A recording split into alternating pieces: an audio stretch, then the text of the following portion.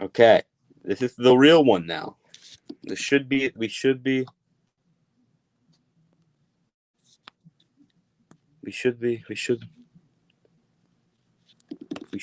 good. We should be good now. We should be. I could very well be wrong, but we should be good. This.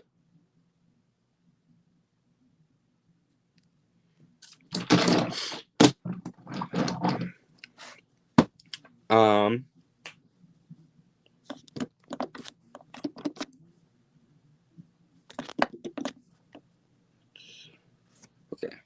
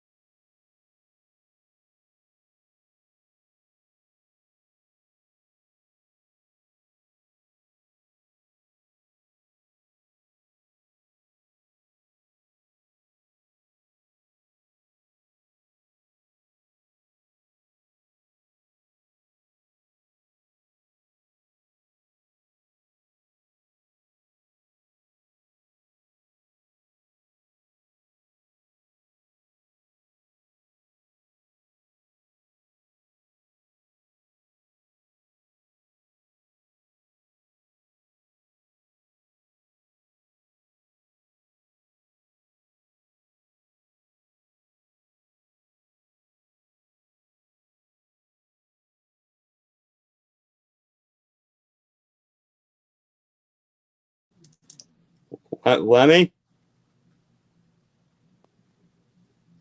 Lemmy, you're green.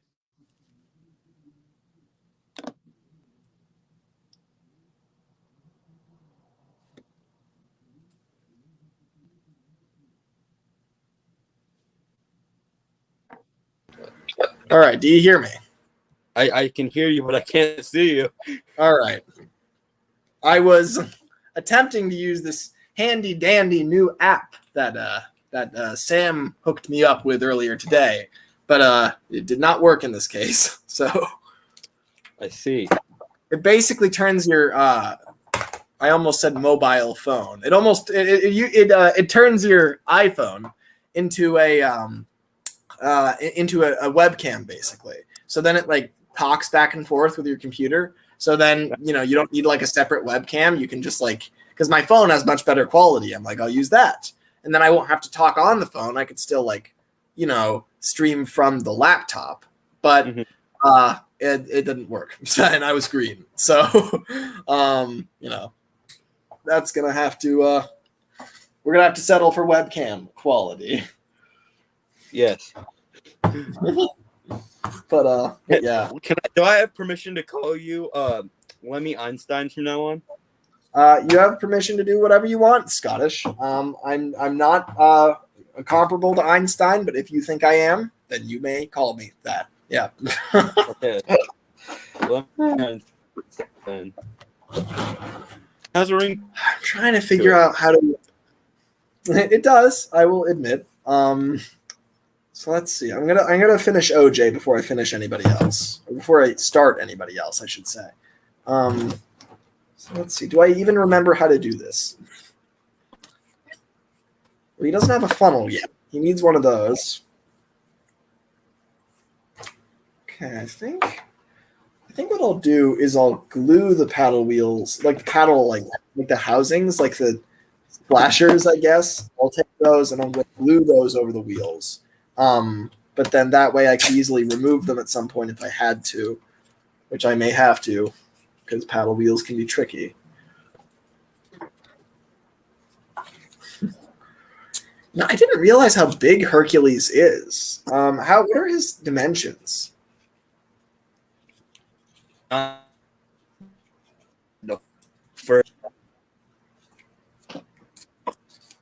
Sorry, what'd you say, Scottish? That's a good question.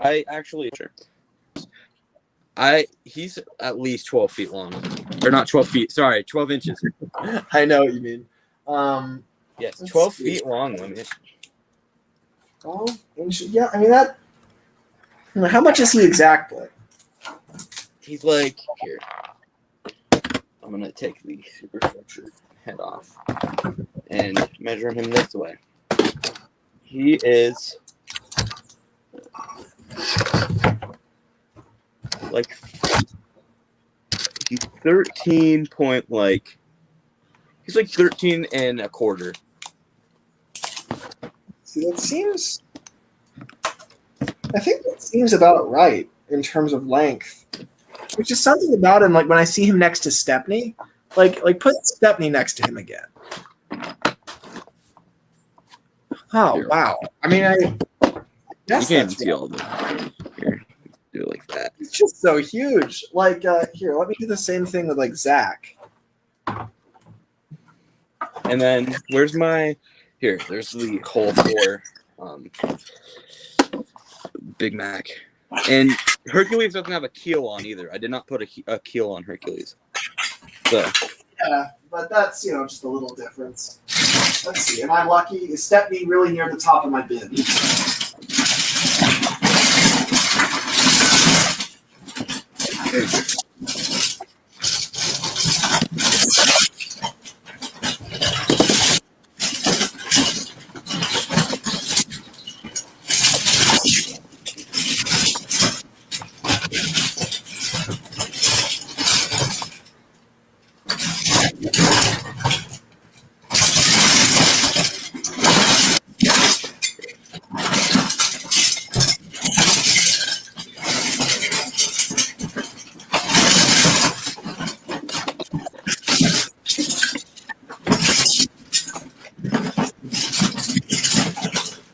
I could not find Stepney, so I'm settling for Oliver.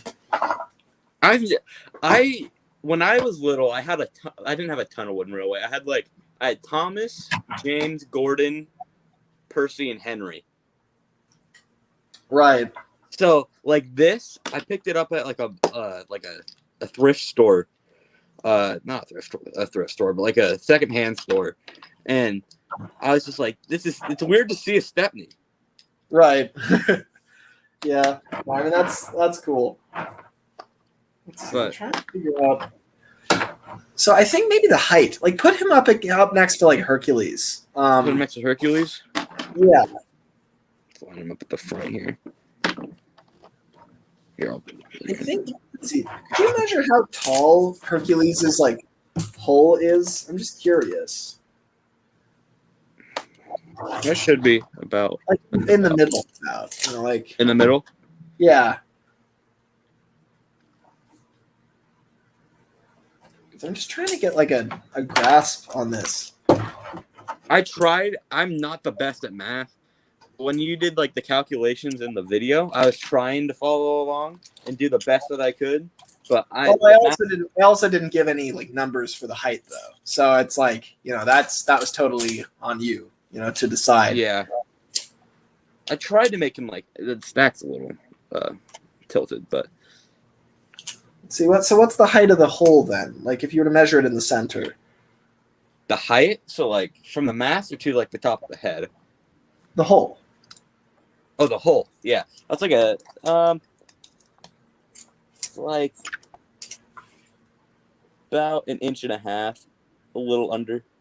Okay, yeah. So that's like a lot taller. Let's see. Could you measure what is it on Big Mac? Oh, the height. Yes. That is it's about the same but a little smaller. Yeah, I think let's see. So what it is for me, and based on the measurement pictures I gave you, it's supposed to be 1 inch tall. And then at the very front, it's more like 1 inch and it's like. Is it mine? It's probably mine. More like 4 centimeters at the front. Because that's something I'm noticing. You cut out a little bit. You cut it Oh, out a I little said, bit. Sorry. so I said that like from the center to like the very back, it's supposed to be like an inch tall. Mhm. You know, for the Harper tug holes. And then at Yeah. the very front, it's supposed to be like probably 1 3/4 inches, like 4 centimeters tall, and then it kind of like slowly kind of slopes down to like an inch in the middle, and then the whole back section is just an inch tall.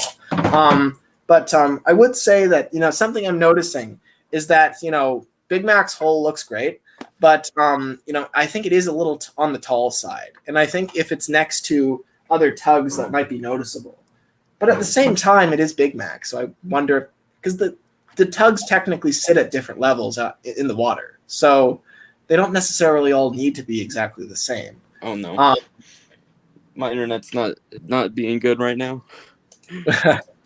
Well, how do we know it's your internet?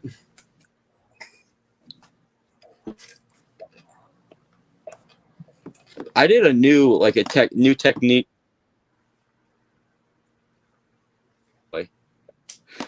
This is not going well.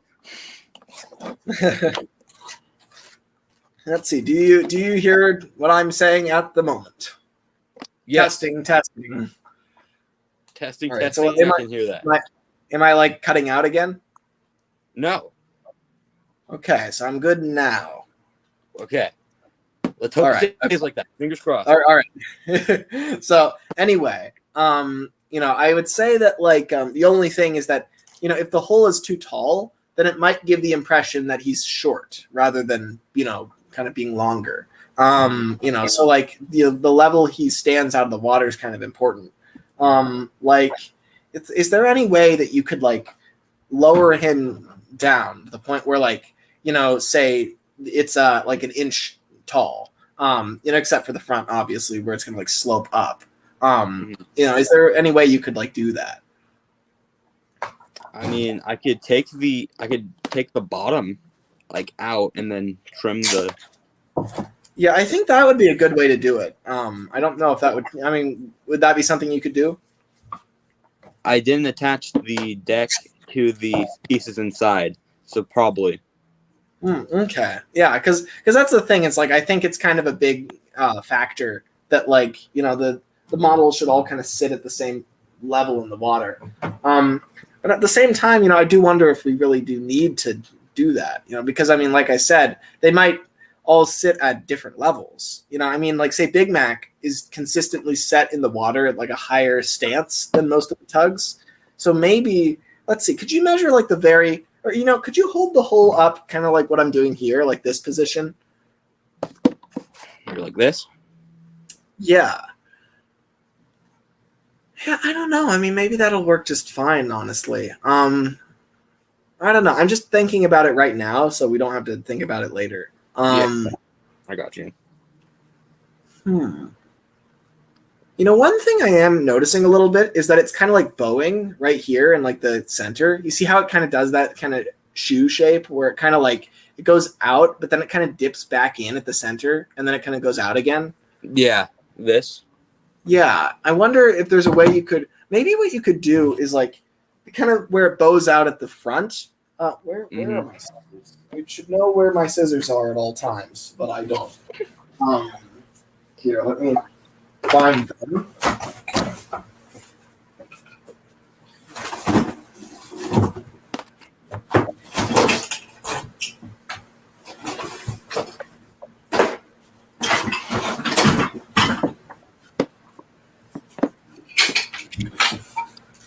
I also did a new thing for inside of the deck too, like the supports for it. Yeah, what's that? So I pretty much did like, you know how you made the thing to make the superstructure removable, like this thing. Right. I built that, but I didn't make another one, like the connecting piece. I just made like, so instead of the circles, it's like this. That's cool. Yeah. So you basically stacked cardboard up on itself, and that's like Yeah. what the mounting brackets are. That's cool. I found my scissors. So basically what I'm saying is like, I think you could honestly get away with to get rid of kind of how it bows out like that. If you were to just kind of like you see this, like if you were to like cut like that, right? Like literally just chop that like kind of section that goes Why out. did my internet cut out at the worst time? Do you hear me now? Yes. Okay. So, what you could do is like literally just take the scissors and just cut off that section where it like bows back out, Okay. So like, it kind of, that way you could just, maintain that shape. Yeah, like this part?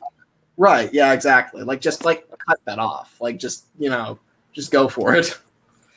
We'll do, Captain. So how's your day been? Good. It's been good. What about yours?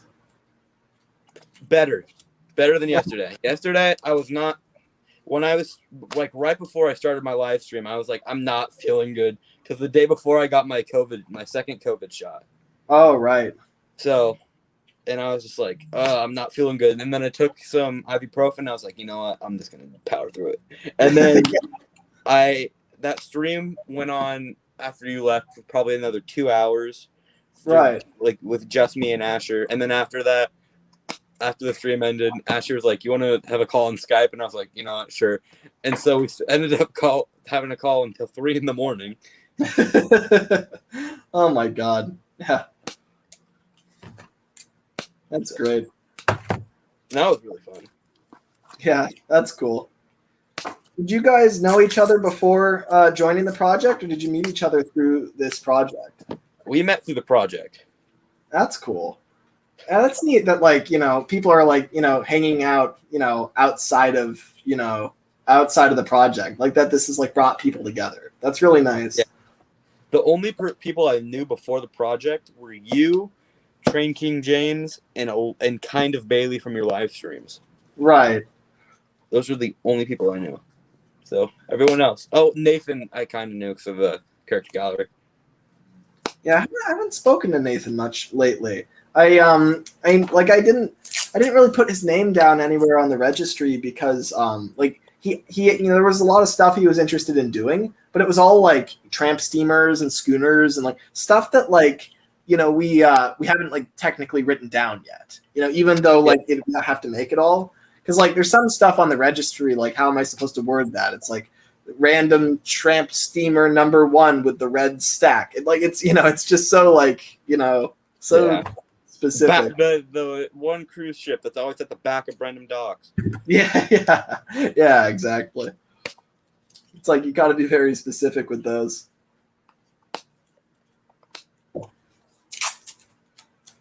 A story I would really love to do is like an olden times story with OJ, where we go back to like the early days of Big City Port, and we have like a bunch of paddle steamers just like him, and like he's young. I want that so bad.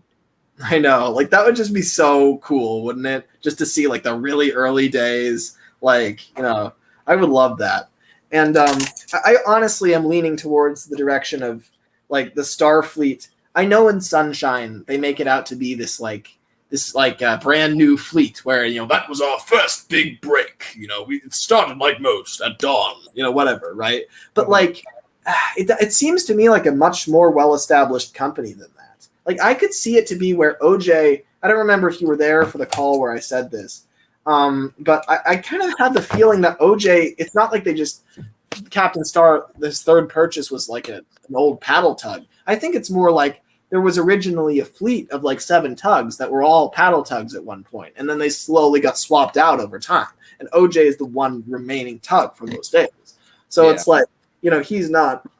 It's not like some random old boat just got purchased. It's like, no, he used to be state of the art, and now he's not anymore. And so imagine that. Imagine like an old fashioned Starfleet logo and like earlier colors and like a different kind of like iconography to it. Like, wouldn't that be so cool? Oh, that'd be nice. Oh my God, I want it now. Yeah, it'd be a really cool like lore based story. There'd just be like a lot of lore in there.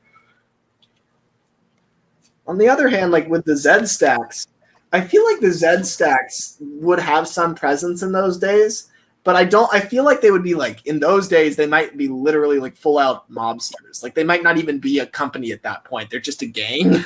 And then later on they get like legitimized in the 20s. That'd be so funny if they're actually just like, they just try and steal like tugs, or not tugs, but like jobs. Right. Yeah. Oh my God. Yeah, that would be great. Like just to see like what the early days were like. I mean, I think that would be really cool.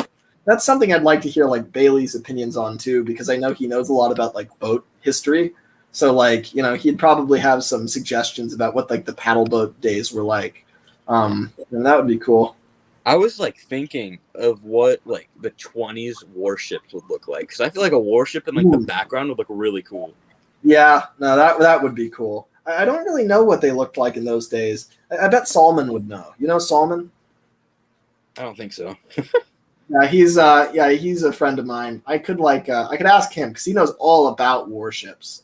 He's got just all this history that he knows. How's this look? That looks splendid. Here, rotate it around so I can see the other side too. That's great. I would trim it. That's better, but I would trim it even further than that. Yeah. Go further. Will do. Because ideally, it doesn't even necessarily go flat on the sides. Like there's always a very subtle curve all the way around. Yeah. So like, and it can go flat if you want, but like it doesn't have to it doesn't have to go flat. Like it could be a curve all the way if you want it to be. That stream that the first one tonight, when you joined, it was like a half hour in. I was literally just sitting here not doing anything and just playing harmonica. That's great. Oh my god, people were missing out. Where have people been? Because I was just like, I'm just gonna wait for Lemmy to see what he thinks. Because I was like, I don't know what I should do for the superstructure, so I was like, I'll just wait for you. Yeah, right. Get guidance from the Einstein. Oh my god. Okay, I think this is coming along. I think it's getting close. The bottom can be sealed up.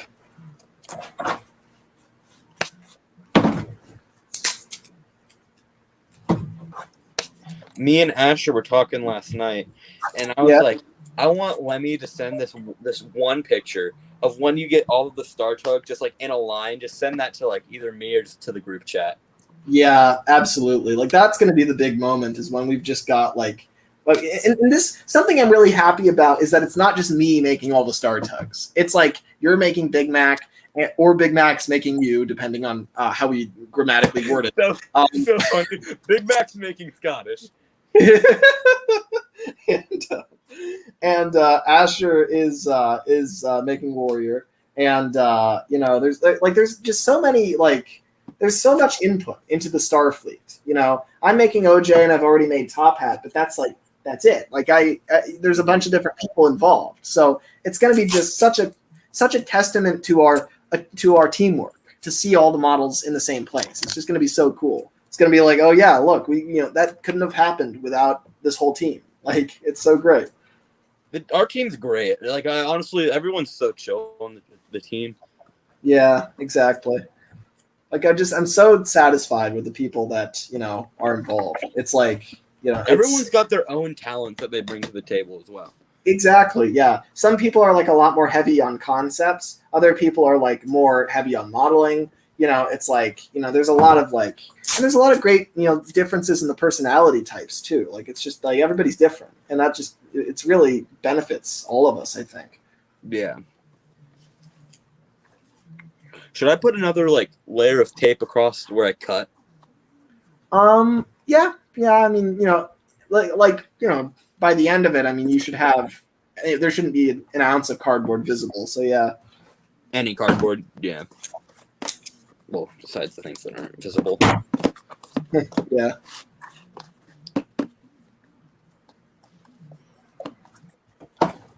How's the back look with the slant? The slant looks great, though I am seeing pivoted a little bit more towards the camera. I'm seeing the kind of bowing thing on the back too. You could maybe do the same thing where you kind of trim the curve, because you see if you look at the water line where it meets the table, it does that kind of bowing thing on the right side. Yeah, I see it. Yeah, so I'd trim across that too. Oh yeah, that's just the tape, so that's easy. Yeah.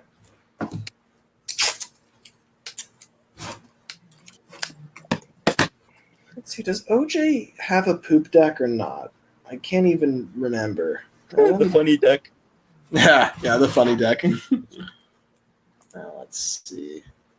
I'll pull it up on my computer. Desktop. Where is it? Oh, it's not plugged in. Does that look better? Here, let me check. It looks good, but it's still not like, you kind of see what I'm saying, where it's like, it should never go back in. And it like, the like these bits right here, like the very middle of the boat should be the widest part of the boat. Is kind of what I'm saying. I dropped the, oh, there it is. Oh no, you look frozen to me. Mm-hmm.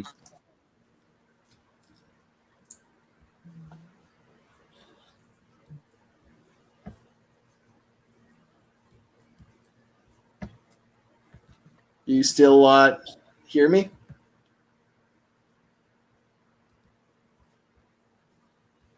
Hello? Oh no, he's buffering.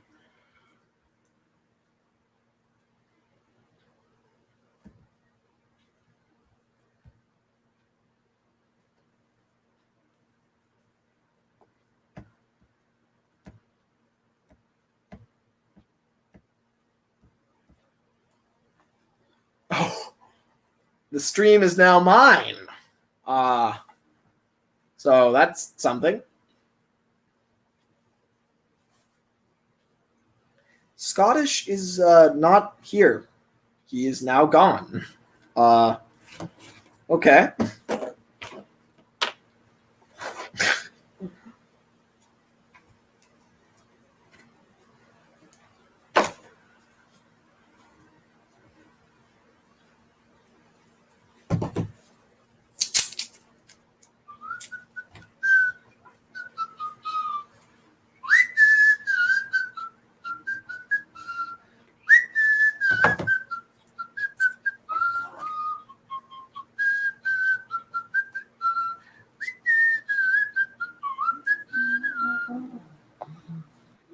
Ah, there you are. You vanished there for a second.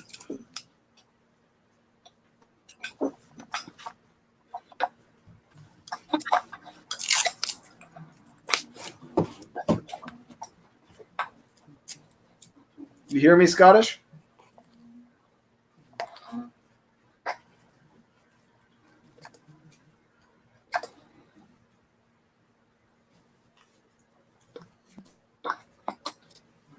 All right, am I back?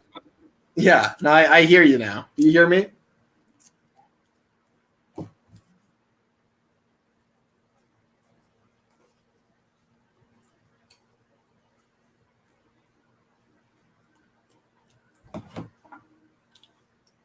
Oh dear. Oh dear.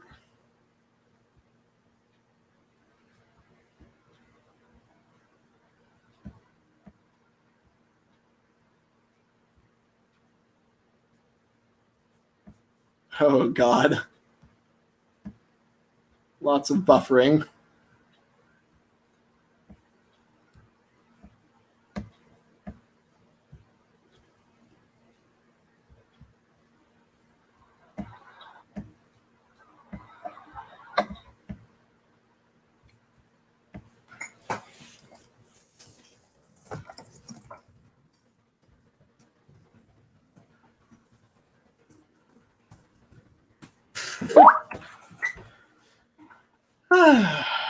Oh dear.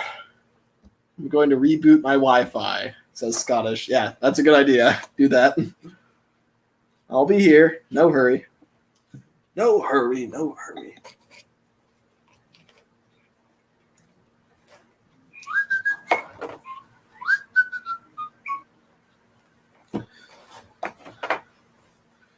Oh, I just come down from the Isle of Skye, nae very big and I'm awfully shy, but the lassies shout as I go by, Donald, where's your trousers? Let the wind blow high, let the wind blow low, through the streets in my kilt I'll go. Oh, the lassies say, hello, Donald, where's your trousers? Do, do, do, do, do, do.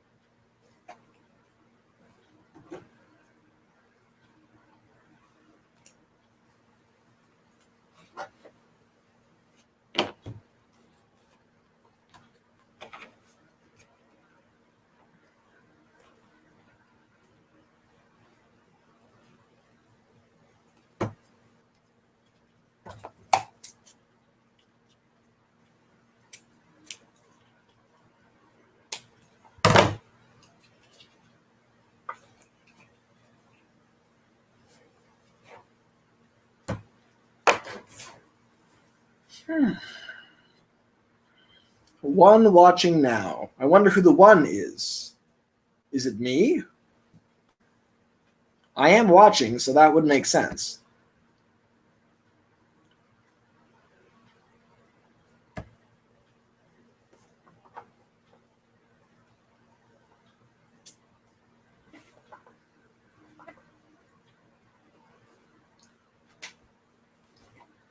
Let's see. OJ. OJ.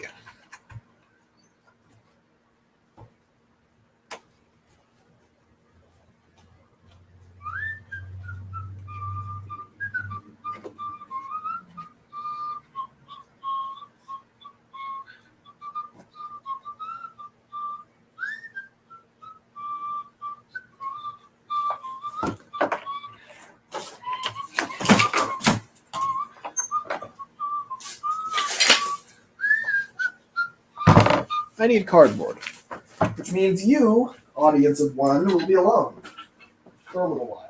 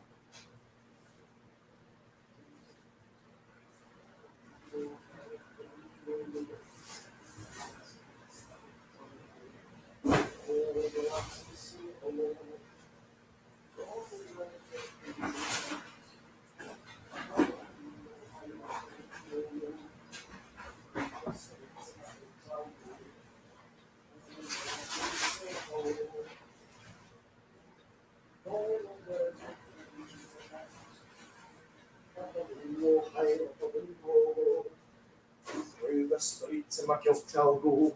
All the lassies say, hello, Donald, where's your trousers? Okay. Got all the cardboard I could ever need.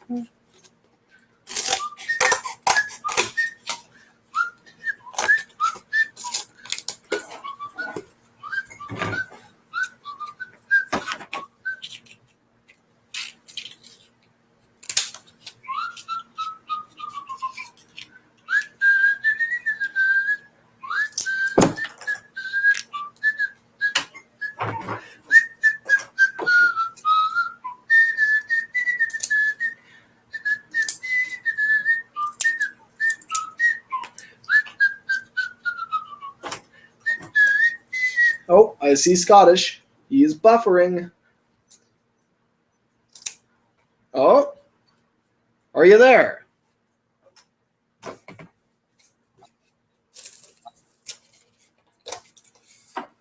I see you, Scottish, but I don't hear you.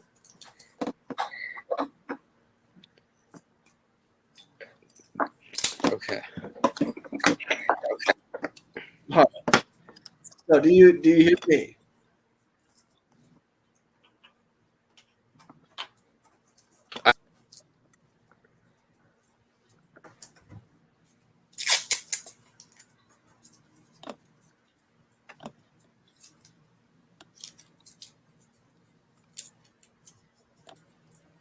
All I heard was Can you hear me? yeah, okay, yeah, now I hear you. Do you hear me? Okay. All right, yes. Are we back on track? Let's hope so. All right. Yeah, very good. Okay. Now, grab some water Ah, very good. because it's very important to hydrate.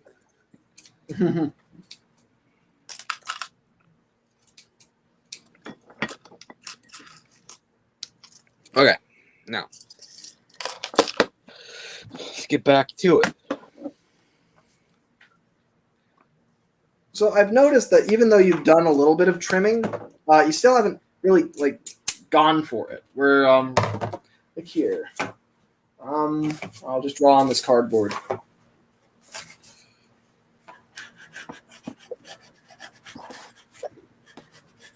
Oh, didn't mean to turn my camera off.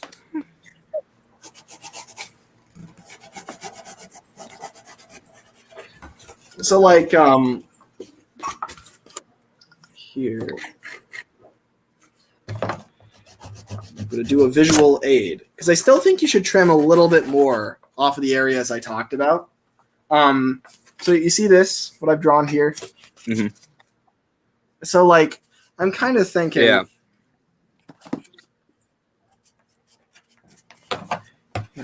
drawing dotted lines to indicate where you trim.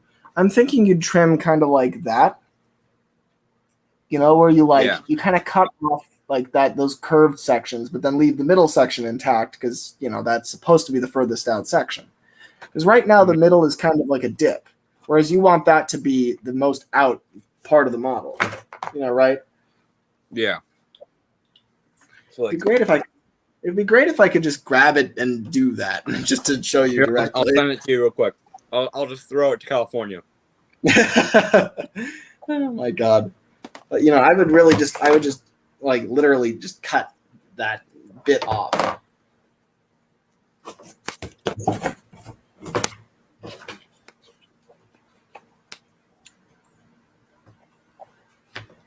Do you see kind of what I'm talking about? I think so.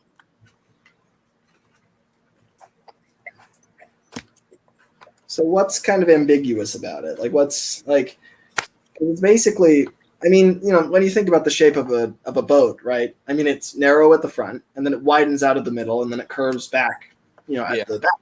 So it's like you've got kind of a dip in the middle. Yeah.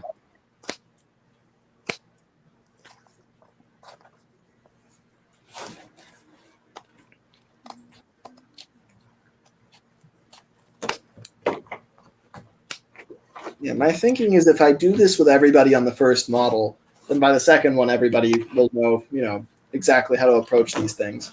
Oh, yeah. Totally. The only one I'm kind of worried about is Izzy. Yeah, I mean, he's no different from anybody else. He's just bigger, but, you know. And not a tugboat.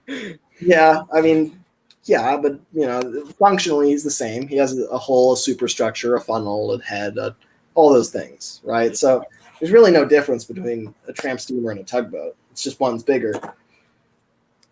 And the proportions are a little different, but you know, proportions are different between tugboats too. I mean, Hercules, you know, is arguably just as different from 10 cents as Izzy is from 10 cents. But But just because they're both called tugboats, nobody kind of flinches at the concept of making him. I'd say OJ is the most different though. Yeah, because he's got the paddle wheels. Because that's like a whole new element, is the thing. It's not just like a part of him that's different. It's like literally a new part. Yeah. But Big Mac and Warrior, there's not much different between them. Yeah, they're pretty much identical apart from the heads. It's and crazy. the numbers and the names. And yeah, that too. Me and Ash were talking about that. Those ventilation pipes too, but we don't even include those, so we don't have to worry about that. That's great.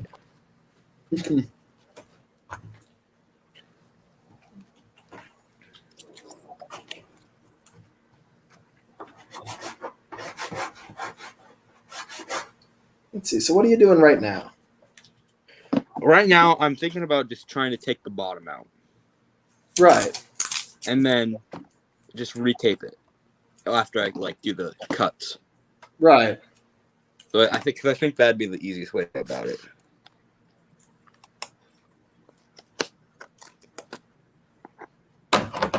Or it could totally make the model worse. But I mean, hey. Well, I think it'll be fine. I mean, it's the key is to work fast and not really think too much.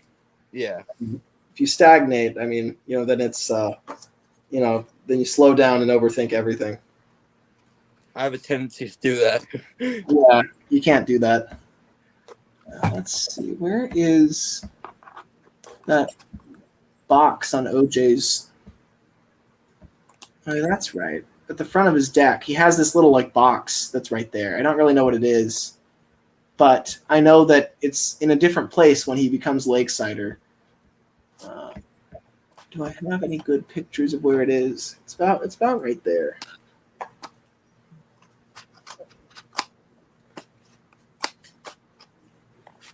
Making the mast on OJ is going to be fun because that's actually at the front on him. It's yeah, it'll be interesting. Right in front of his face.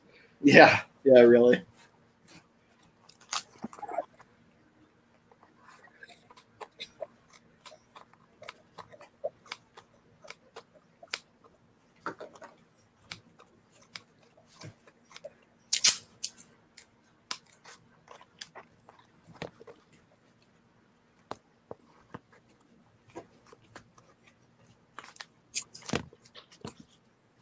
All right.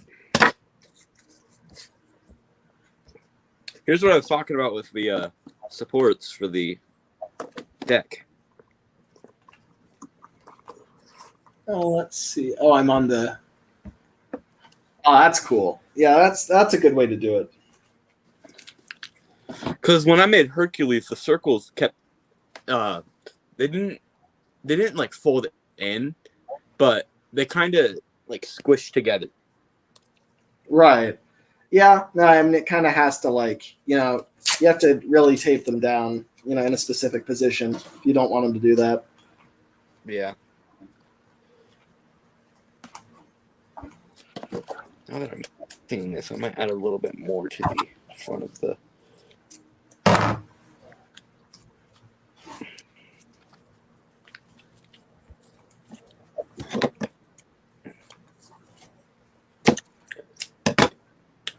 Tape.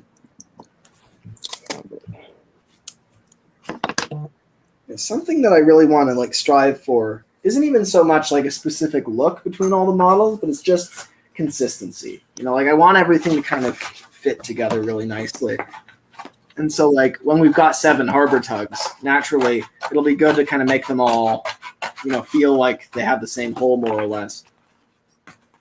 It's not to say they have to be exactly the same either, because if they have slight differences, no one's going to be able to tell. But it's just about generally making them the same.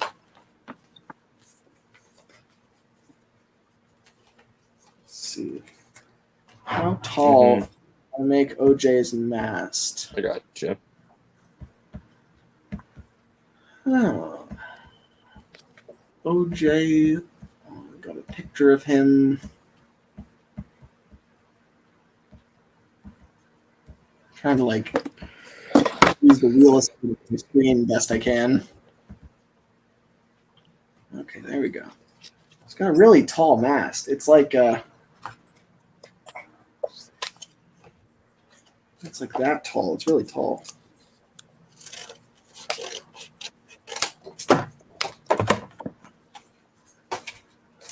I made my Hercules mask out of Hercules mask out of paper. Yeah, that's a good idea. Yeah, for me, I almost like I definitely is very I was rolling.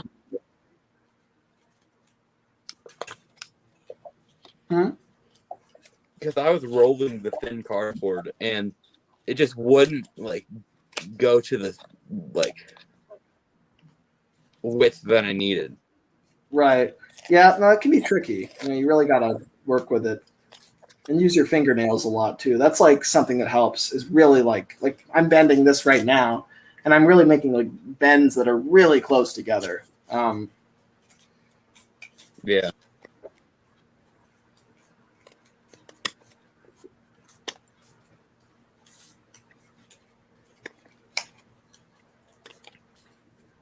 Isn't it crazy but that we've been like at this, well, not like at this, but we've been talking about this for, I don't know how long you guys were talking about it before, like the model video came out, but it's been like 3 months. It was.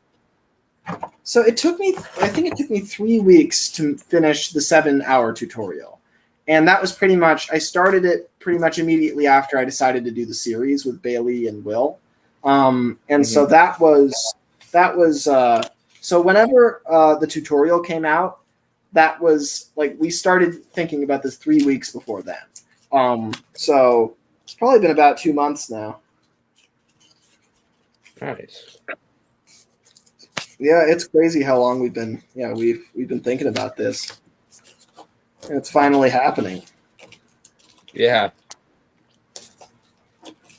Yeah, it's gonna be so cool. I can't wait until like the first, because like it's gonna be like so great once we have, because everybody's working at once. So right now, there's a lot of work being done.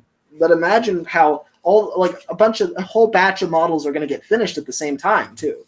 So like all of a sudden we'll see a fully painted, Warrior or Big Mac or OJ or whatever. I mean, they're going to be lacking some details, because those are going to get put on by me probably. But we'll be able to see the gist of the characters, which is, really cool.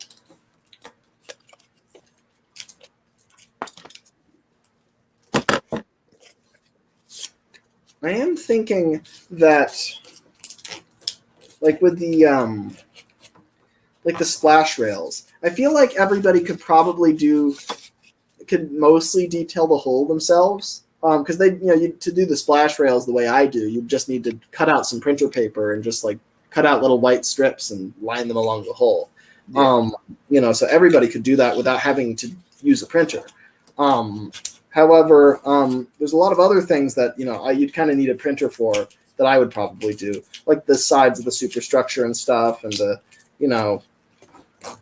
for that's more about the color. I don't want to use a different yellow on every model, that sort of thing.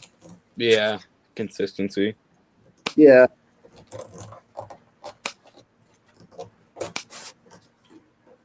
Somebody made decals too. I think Northwestern might have made some decals for his Blair, which were really cool. So I'm hoping to have several people involved that make faces and that do decals and stuff. However, those are kind of going to be separate departments almost. Obviously we're all part of the same team, but it's I don't expect each individual person to make their own faces for the character. There's kind of like a face team, and then there's the body of the tugs are done by different people, and because I think the faces in and of themselves are kind of a different project. There's something we want to look very consistent, and we want to have a very specific design style for, and we also have to make a whole lot of them. And they just require different skills. They require painting skills. They're a very different kind of, basically when you go into a digital editor and you draw the faces, that's basically painting a painting. That's what I do. So that would be a very different team that sits down and does that. Some of the people might overlap with who we have now, But I could see us bringing in some more people just for the graphics of it, just to like, give the tugs, their own like kind of sets of faces. Oh yeah, totally. It's also good too that like I can, like, it's easy to make more faces, in a hurry. So like if we're filming, like if I'm filming a shot and then I realize I need Zoran to have a specific facial expression that we don't have, we can quickly just make it, and then I can print it out, and that's that. Like it's really easy. Yeah.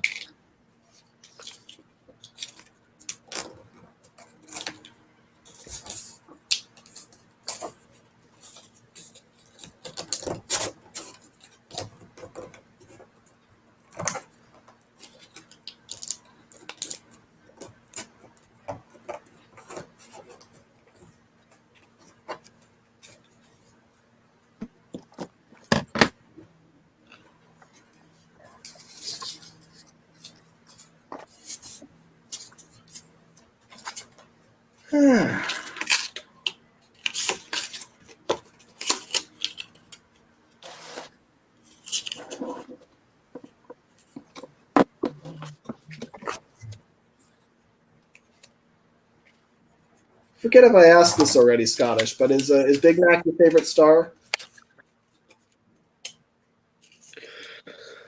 I don't know. I don't really have a favorite. I'd probably say, like, if I had to pick one, I'd probably go with OJ or Hercules. But Big Mac, Yeah, I don't know. really cool. Yeah, Big Mac's kind of one of these tugs that, like, I think I probably respect him the most out of the Starfleet. Even if I don't, like, think he's the coolest, I like him a lot. Like, I think he'd be a good friend to have. Because I feel like Big Mac's the one that's always behind the scenes doing, like, really hard and, like, always trying to do his best. I feel like all of them are, but I feel like Big Mac, like, puts in a little bit more than everyone. Yeah, that's how I feel too.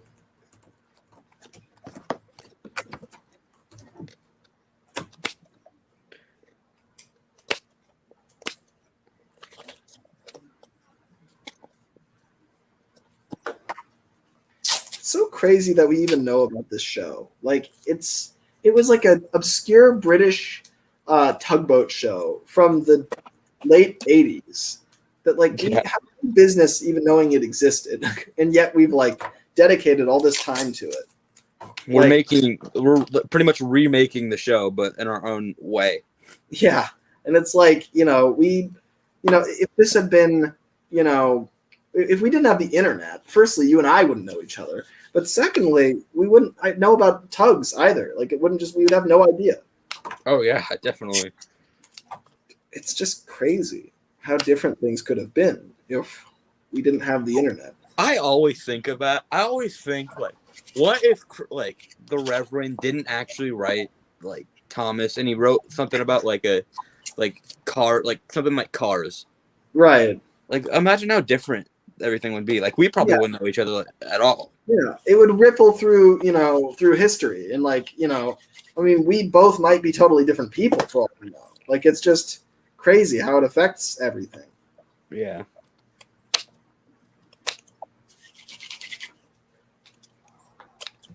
What's your favorite, like, Thomas, like, movie?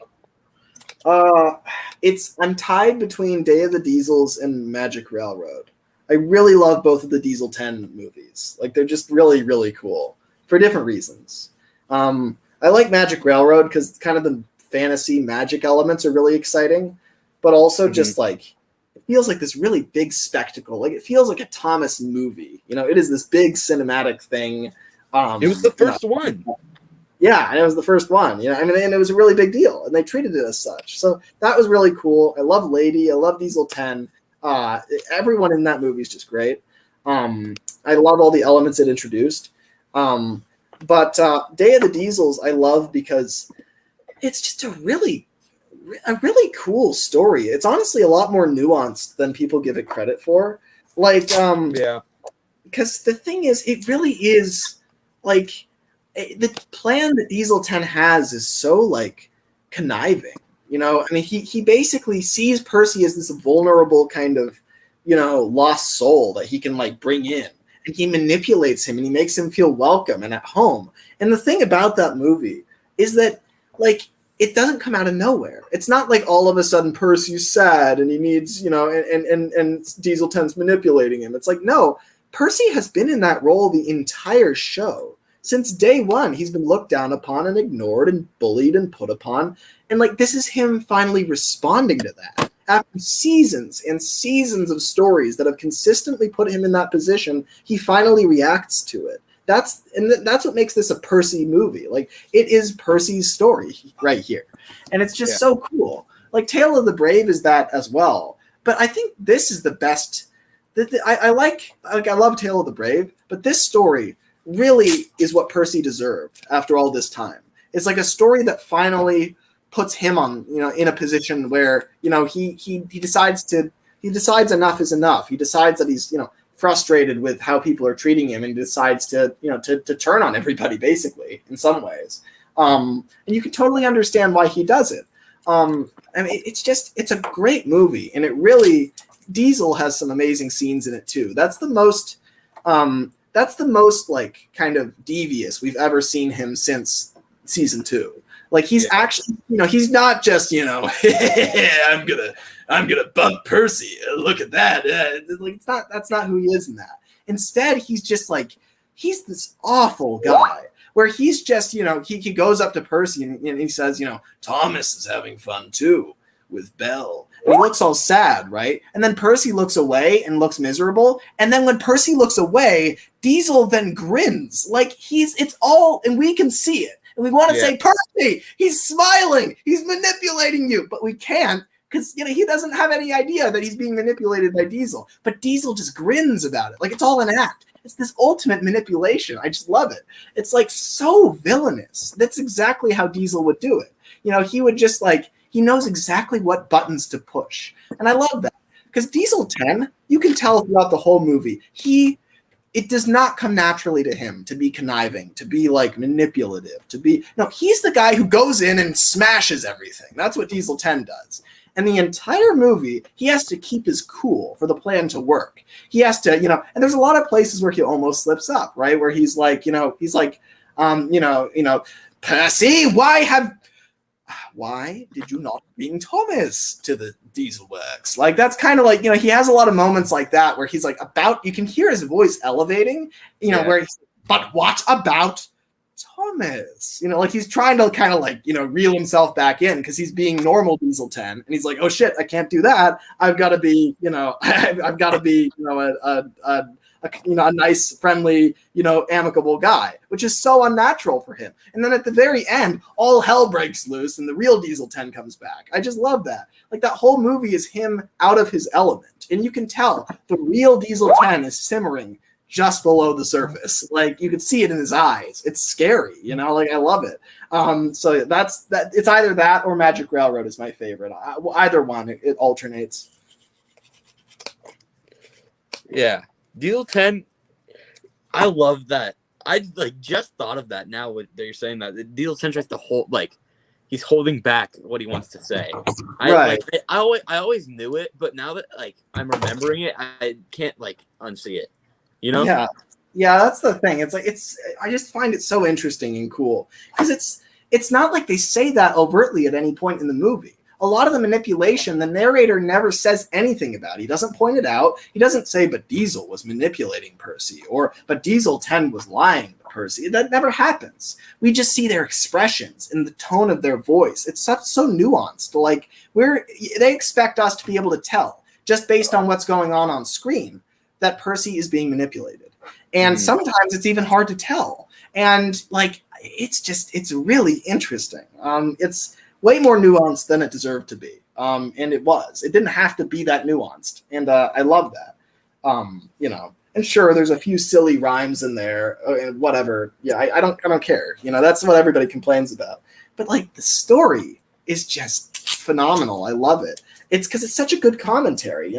Percy has just been pushed around the whole series, and now he finally reacts. In a lot of ways, this is Percy's it's grim to say, but it's Percy reminds me of a school shooter, except on a much lowered scale, where it's he has been I mean, because he's been pushed around the whole series, and finally he decides, you know what, I'm going to work with the Diesels. Thomas has abandoned me. He let Flynn sleep in my berth. He hung out with Belle all day instead of me. He keeps ignoring me. He's my one best friend in the world, and he's, like, I can understand his pain, right? And so then he goes, and Diesel 10 taps into that and radicalizes him. The whole story is about how somebody who's vulnerable can become radicalized. Like, what a complex and dark concept for a Miller era special. That's just amazing.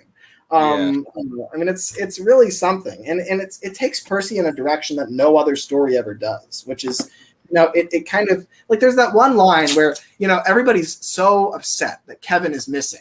And Percy then says, oh, I know where he is. And then he's on the turntable, and finally everybody's paying attention to him. And they say, where, Percy? Where is he? And then Percy's kind of turning on the turntable. And the narrator says something like, Percy felt powerful.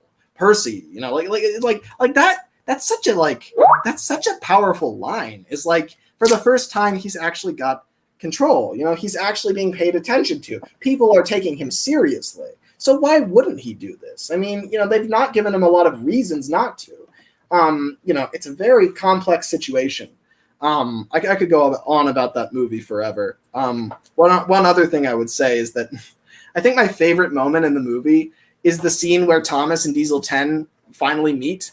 Because, Thomas comes to the Diesel Works, and then Diesel 10 says, Thomas, we've been waiting for you for so long. And, it like zooms in on him. And it's like, I just imagine that, like, when he says that line, when he says, I've been waiting for so long, he's picturing the viaduct. He's picturing falling off that viaduct and seeing Thomas disappearing into the distance with Lady, right? That's what he's thinking of. And he's been waiting since all the way back then to finally get his revenge. Because think about the way the story is structured. Diesel 10's plan has nothing to do with Thomas. The whole point was to get Victor to leave the Steamworks so that they could take over the Steamworks.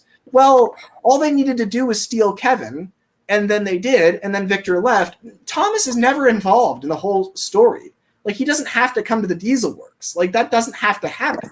I mean, he convinces Percy that that's important, that Thomas needs to tell the Fat Controller to help rebuild the Diesel Works. But that's not, like, a necessity for the plan. That's just something that he put in there anyway. And I feel like the reason really is he just wanted revenge. Like, it had nothing to do with the plan. It wasn't going to accomplish anything. It did not further the goal of getting the Steamworks in any way. He just wanted revenge on Thomas. That's the only reason he included that part, which I just love. Like, Thomas has no business being part of the plan, but he is because of this grudge that Diesel 10 has. Like, that's great, because even though the movie's about Percy, we cannot ignore that Thomas and Diesel 10 are like arch enemies, and Thomas has to be to encounter him at some point, and he does. And I just love that. And then when he confronts him at the end, and Diesel 10 is like, "The Steamworks is ours now," and he's really crazy. And then Thomas goes face to face with him, and the whole thing's awesome. I love it. I've always loved it. It's just so cool. It's such a cool Thomas movie. Yeah, dude, the Day of the Diesels is great. Yeah, no, I love it. The marketing on that was cool too. There's a lot of cool merchandise. There's like a lot of just, it's a fun time. Oh yeah. What's crazy about that is that movie came out the same year that the last Railway Series book came out. That's just 10 years ago. Yeah. That's mind-boggling. It is. It's crazy. But also, it feels like the Railway Series ended a lot longer than 10 years ago. I feel like that's... Yeah, no. I feel like that's because of, like, the Red Fund books. Yeah. And not like the Christopher ones. Yeah, and I kind of forget, like, it was interesting in the later years, where it was definitely a big deal in the community when Christopher's books would come out. Like, I remember when Thomas and Victoria dropped, and when they released Thomas and His Friends and all that. Like, those were definitely cool, like, moments. But it still wasn't, it still, didn't hold a candle to what, like, the Reverend's books, that place they hold in history. Yeah. I haven't actually read any of Christopher's stories. I haven't read all of. I listened to all the audio recordings at some point. I must have, but I've never sat down and read a lot of them. I know all of them, but haven't necessarily read them. I want to buy the how The compilation of all Christopher stories. The huge book. Yeah, no, that thing is really cool. I would love to have that. The only problem is that Thomas and his friends isn't in it, so it's like you have to then buy that last one separately. Yeah.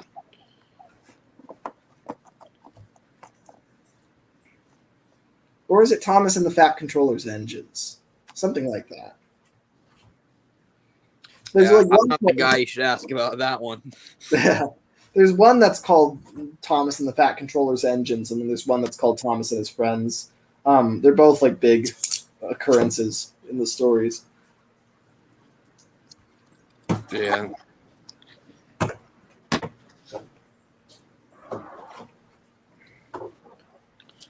So I need more lifeboats. I've got the mast now.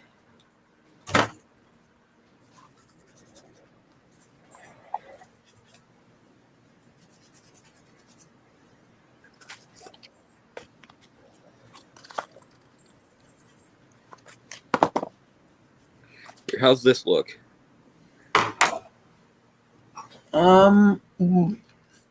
Looks fine to me. I mean, maybe trim a little bit on the on the like you've still the sides still go like very, very flat. They get dangerously close to like dipping in. It would help if it's more of a like right now the shape you've got is kind of a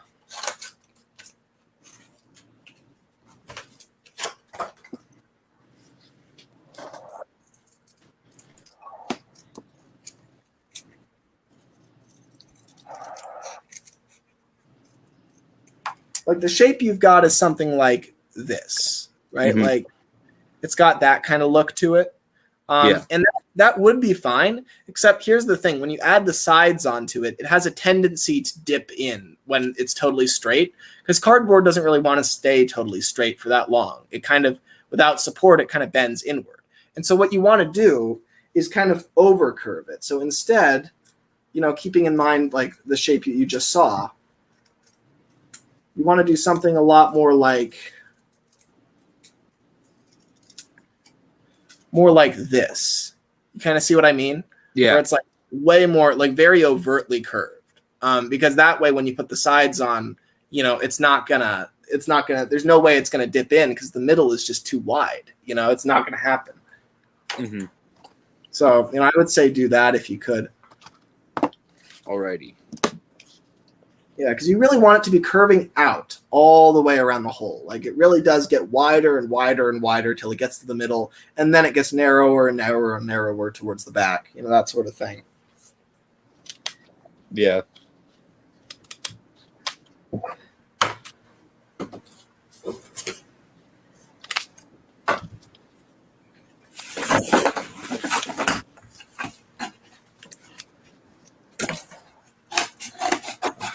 I'm gonna have to start using shoe boxes. That's probably the best.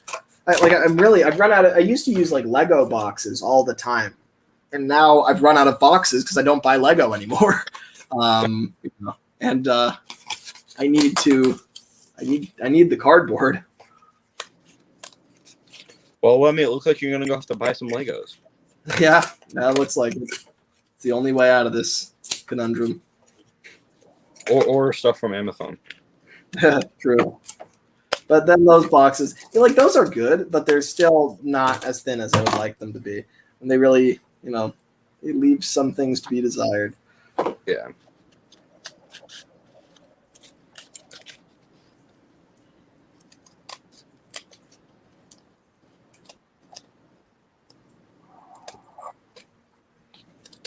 Well, how old are you, Scottish? Because I really can't tell.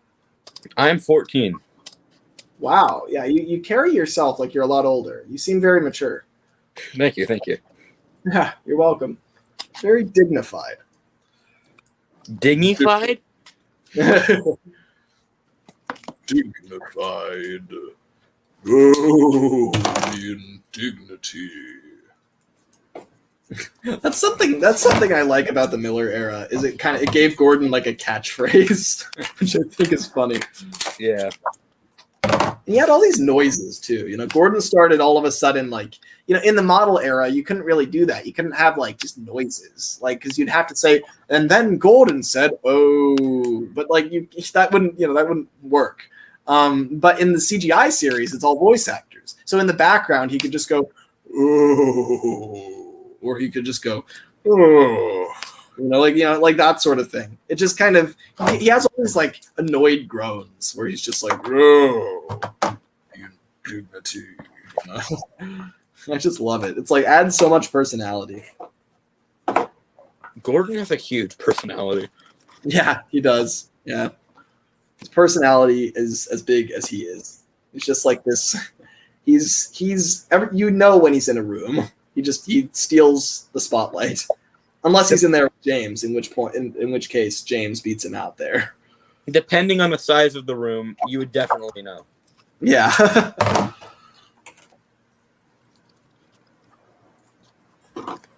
Who's your favorite Thomas character? Douglas. Interesting. What I wanted to know was if you would pick a twin right away, or if you would say Donald and Douglas and not pick. So why Douglas rather than Donald? Something about him. Yeah, that's what I hear from everybody. Who do you think is the more brash of the two? Like, who do you think is the more kind of daring, Donald or Douglas? I kind of want to say Douglas because he took a chance with Oliver. Like right. Something could have happened to him, but he was like, I know what's going to happen if I don't do this with him. He's going to die. Right. So exactly. I also kind of see Donald as the one that would be like have like social anxiety or something. Right. I talked to Enterprising about that. I was like, which one of the twins would you have like a fear of people? Right. And he was like, Donald, definitely. And I was like, yeah, I was thinking Donald as well. Yeah, that's interesting because I feel that way too. But pretty much the only person who doesn't share that opinion that I've encountered is Train King James, and he feels like Donald is the more brash of the two. And the reason is his argument was that, well, even though Douglas was, the one who took a chance on Oliver, and he's the one who like smashed the brake van, and he's the one who's like done a lot of these daring things. Well, when you think about it, those were all kind of incidental. Like Douglas encountered Oliver, but I mean, that's just if Donald had encountered him, he might have done the same thing. And like when Douglas smashes the brake van, like that's an accident. I mean, it wasn't intentional. Whereas Donald actually actively sought out the brake van and attacked him, which is something Douglas never did. True. So it's an interesting point. I still think that Douglas is the more brash because, like, it's interesting. It's kind of a question of what do you value more? Do you value the fact that a character? Do you value like what stories they're associated with, or do you value their in-universe explanations for their actions? Because it's like when I think of Douglas, I think of Escape, and Escape is a very daring story, so it just makes thematic sense that he's a daring character. Whereas James is kind of looking inside the universe, and he's saying, okay, well, sure, he's in a very daring story, but, there's a lot of historical figures that are painted in the wrong light based on the way their story is told. And Douglas could be the same way, right? Where, sure, Escape is very daring, but that may not be the best indicator of who he is as a character. That may be an outlier situation. And really, we should be looking at his behavior usually, where he's not super confrontational. I think he is, though. I mean, I like the idea that, like, I kind of base, I kind of look at characters' most important and popular stories, and those are kind of what those are how I decide who they are, as the big stories. Those are what I like to focus on. Who's your favorite set of twins? Oh, that's an interesting question. Not Bill and Ben? No, not Bill and Ben. Yeah, no, I did those two. The thing is, like, they're good characters, but they just don't. They're too, childish. Fun. They're too fun. It's like I think I like that. Like I like going in and saying something about a character that hasn't really been said yet. And the problem is everybody knows who Bill and Ben are already. In the same way that, like, I got to be honest, I kind of roll my eyes at Splatter and Dodge. Those two, everybody writes for them at this point. Everybody just knows exactly how they should behave and their comic relief and blah, blah, blah, right? Everybody knows who those two are. There's really nothing new to be said about them. And so I'm kind of, I'm not annoyed necessarily, but I'm not so interested in them because they've kind of been played out. And Bill and Ben are the same way, where everybody has the same opinion on how they should act. They all know how the twins behave. And, I prefer characters that there's some ambiguity to, I mean, like somebody like Henry is really interesting because nobody agrees on how he behaves. Nobody agrees on his motivations, who he really is as a character deep down. Like those are things that are still yet to be discovered. And so, I get really excited at the prospect of telling stories about that stuff. But Bill and Ben, they've just, they're very one-dimensional on purpose, right? I mean, they're like, I have not seen Deadpool, but they're like Deadpool. They're not really supposed to be super deep. They're just, they're fun, and that doesn't really interest me as much as a lot of other characters do.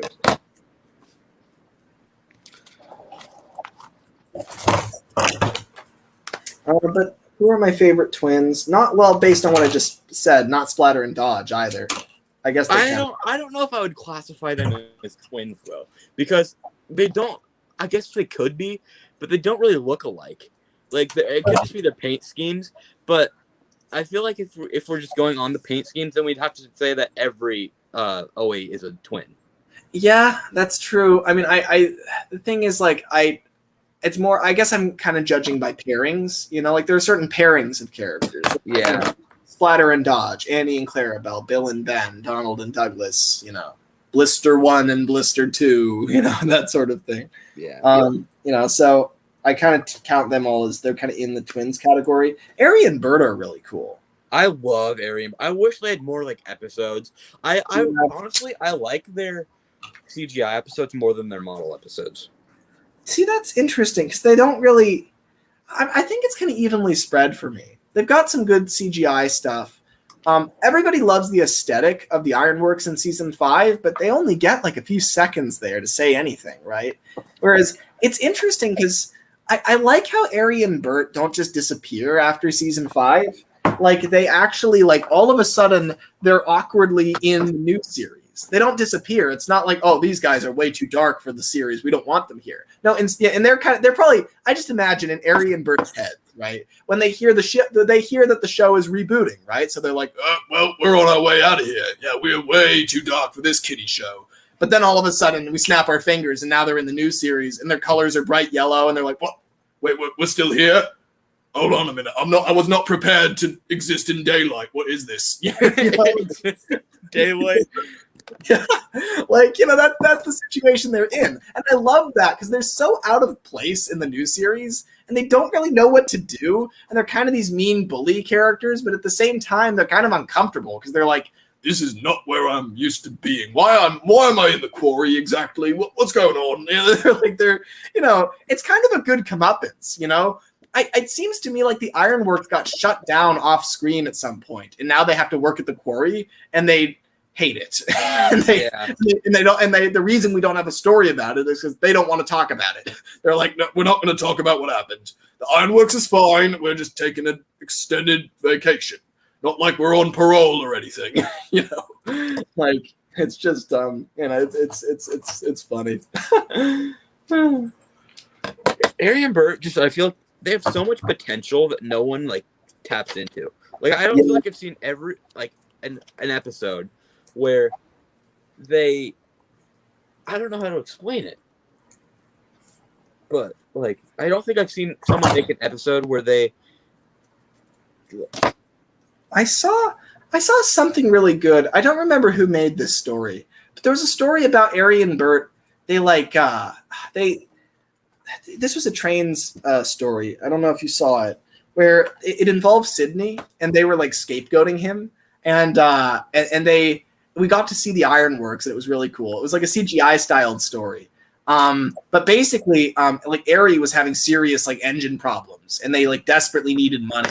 So they were looking for any scrap they could get, and so they were like starting to get really desperate. It's like a really good story. I really liked that one because it put Aerie in kind of a very kind of tumultuous position where he's not usually the one who's like in danger. Usually he's endangering others, and also he's usually the brains of the operation. Bert's kind of the dumb one. So the fact that Aerie's the one he's usually like, Bert would say something stupid like this, and then Aerie would be like, "Ah, shut up, Bert." But now in this story, he's more like, "Oh, shut up, Bert." And then Bert would have to race over and be like, "Aerie, are you all right? Are you right?" "I'm fine, you idiot." But like Aerie is now the one who would Bert more has the upper hand. Bert's the one who's more capable because Aerie is in bad condition, right? So it's kind of like an interesting role reversal. I liked it a lot. Like they definitely have a lot of potential, especially because on one hand, they're kind of free agents. They can kind of do, what they want because they're owned by the Ironworks. They're not owned by the Fat Controller. But at the same time, those two are also in a lot more danger because they're not protected by the Fat Controller. The Ironworks could just scrap them if they weren't like good enough. And that's the other side to it is they kind of have to be ruthless because they're not Fat Controller's engines. Or they could like, if something happens and like new diesels come or like, and Aerie and Bert, they don't need two diesels, and it's way more like cost efficient to not have two and just have one instead. Right. Yeah. That would be terrible. Can you imagine that if they just got rid of one of them? It would be like a reverse Donald and Douglas situation where they were safe for years, but now all of a sudden, they have to decide which one to send away. And it would be, honestly, that would be really heartwarming because I think Aerie and Bert would finally realize that they may not care about a lot of engines, but they actually do care about each other. And they would both decide to sacrifice themselves. They'd go to the manager separately and be like, "Take me, sir, don't take him," And then they'd find out about that. And the manager would be like, would be shocked. Like, "I didn't realize you guys had hearts. Wow." Like, the two of them would like actually like be selfless for once in their lives because they actually care about each other. And then maybe as a result, like one of them gets sold to the Fat Controller's Railway or something. Or maybe both of them do. Maybe they both quit. Maybe they're like, Aerie and Bert start a union. Yeah, honestly, they'd be the perfect guys to start a union. Just imagine that. Bert with his little stubble. Yeah, that'd be a great story. Honestly, I'd love that. You mind if I use that at some point? What? Do you mind if I use some of those concepts at some point? No, I don't care.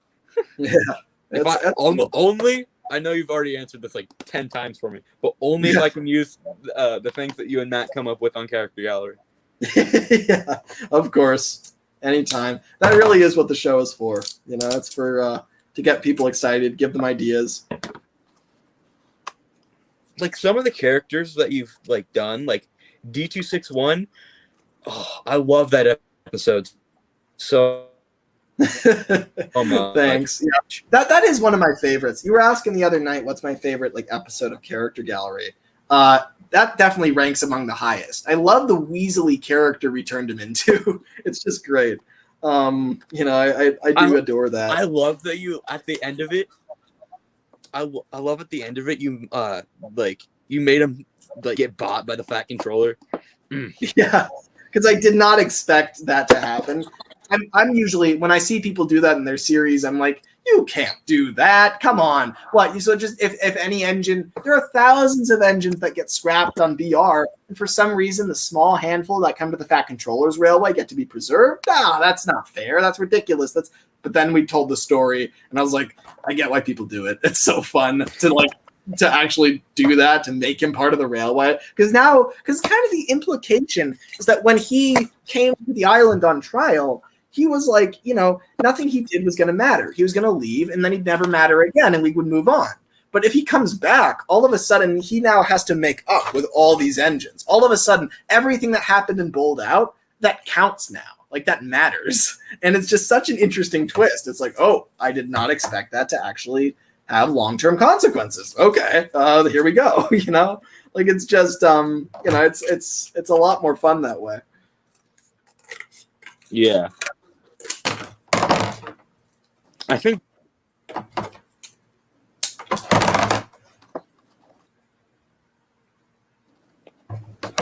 What do you think, Lemmy? Let me see. Oh, yes, that is good. That is what I was talking about. Thank you. Let's see. Could you pivot to the This other is side? something right here. The other side, yeah.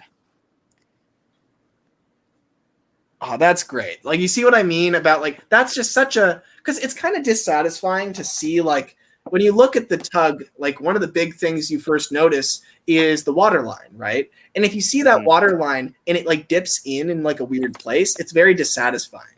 Whereas if you look Like, at, and it's a slow, gradual curve around the side, it's so, like, what you have there is just great. Like, that's a world of difference. Thank you. Thank you. Thank you. I've got many scraps of cardboard on my table now. So. Yeah.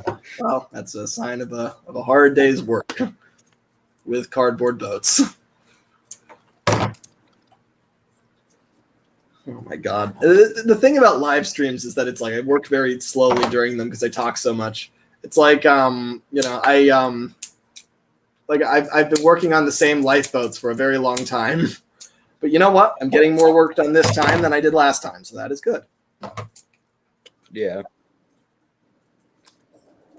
Live streams are so much fun. Yeah, well, they are. It's just great. There's something cool about it. It's like it's different from having like a one-on-one call. It kind of is. Like this is basically a one-on-one call between you and me. But It's cool knowing that somebody could just pop in at any time. That's like adds an extra level of excitement. It's kind of fun. It's like, there could just be a random guest. There could be somebody who shows up in the chat and says something. And, it's kind of cool. I like being in front of people. Yeah, it's like we have our own. It pretty much is our own TV show, but yeah, it's like, exactly. It's like our own talk show. Yeah, it's like our own radio show where like we have the phone number at the bottom of the screen, and someone can just join in and chat with us for a little bit. Exactly. That's very much. It's the modern equivalent of that, except anybody can do it. I mean, it's really cool. Yeah.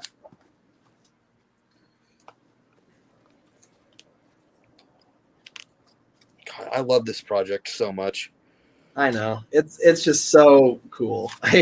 I'm so glad it's happening. I mean, the big reason I started this is because every time I personally take on like a project and try to do it all myself, I always quit because I don't care enough about it, right? I get to the point where I get bored and then I'm like, well, if I quit this, no one's going to care. No one's going to know. So I'll just do it, right? And so I abandon a lot of projects that way. But with this, other people care about it. So the energy and the excitement for it that all of you guys have is, getting me excited about it. And I keep actually caring about it. It's just so cool. It's like perpetual motion. Like we just keep moving.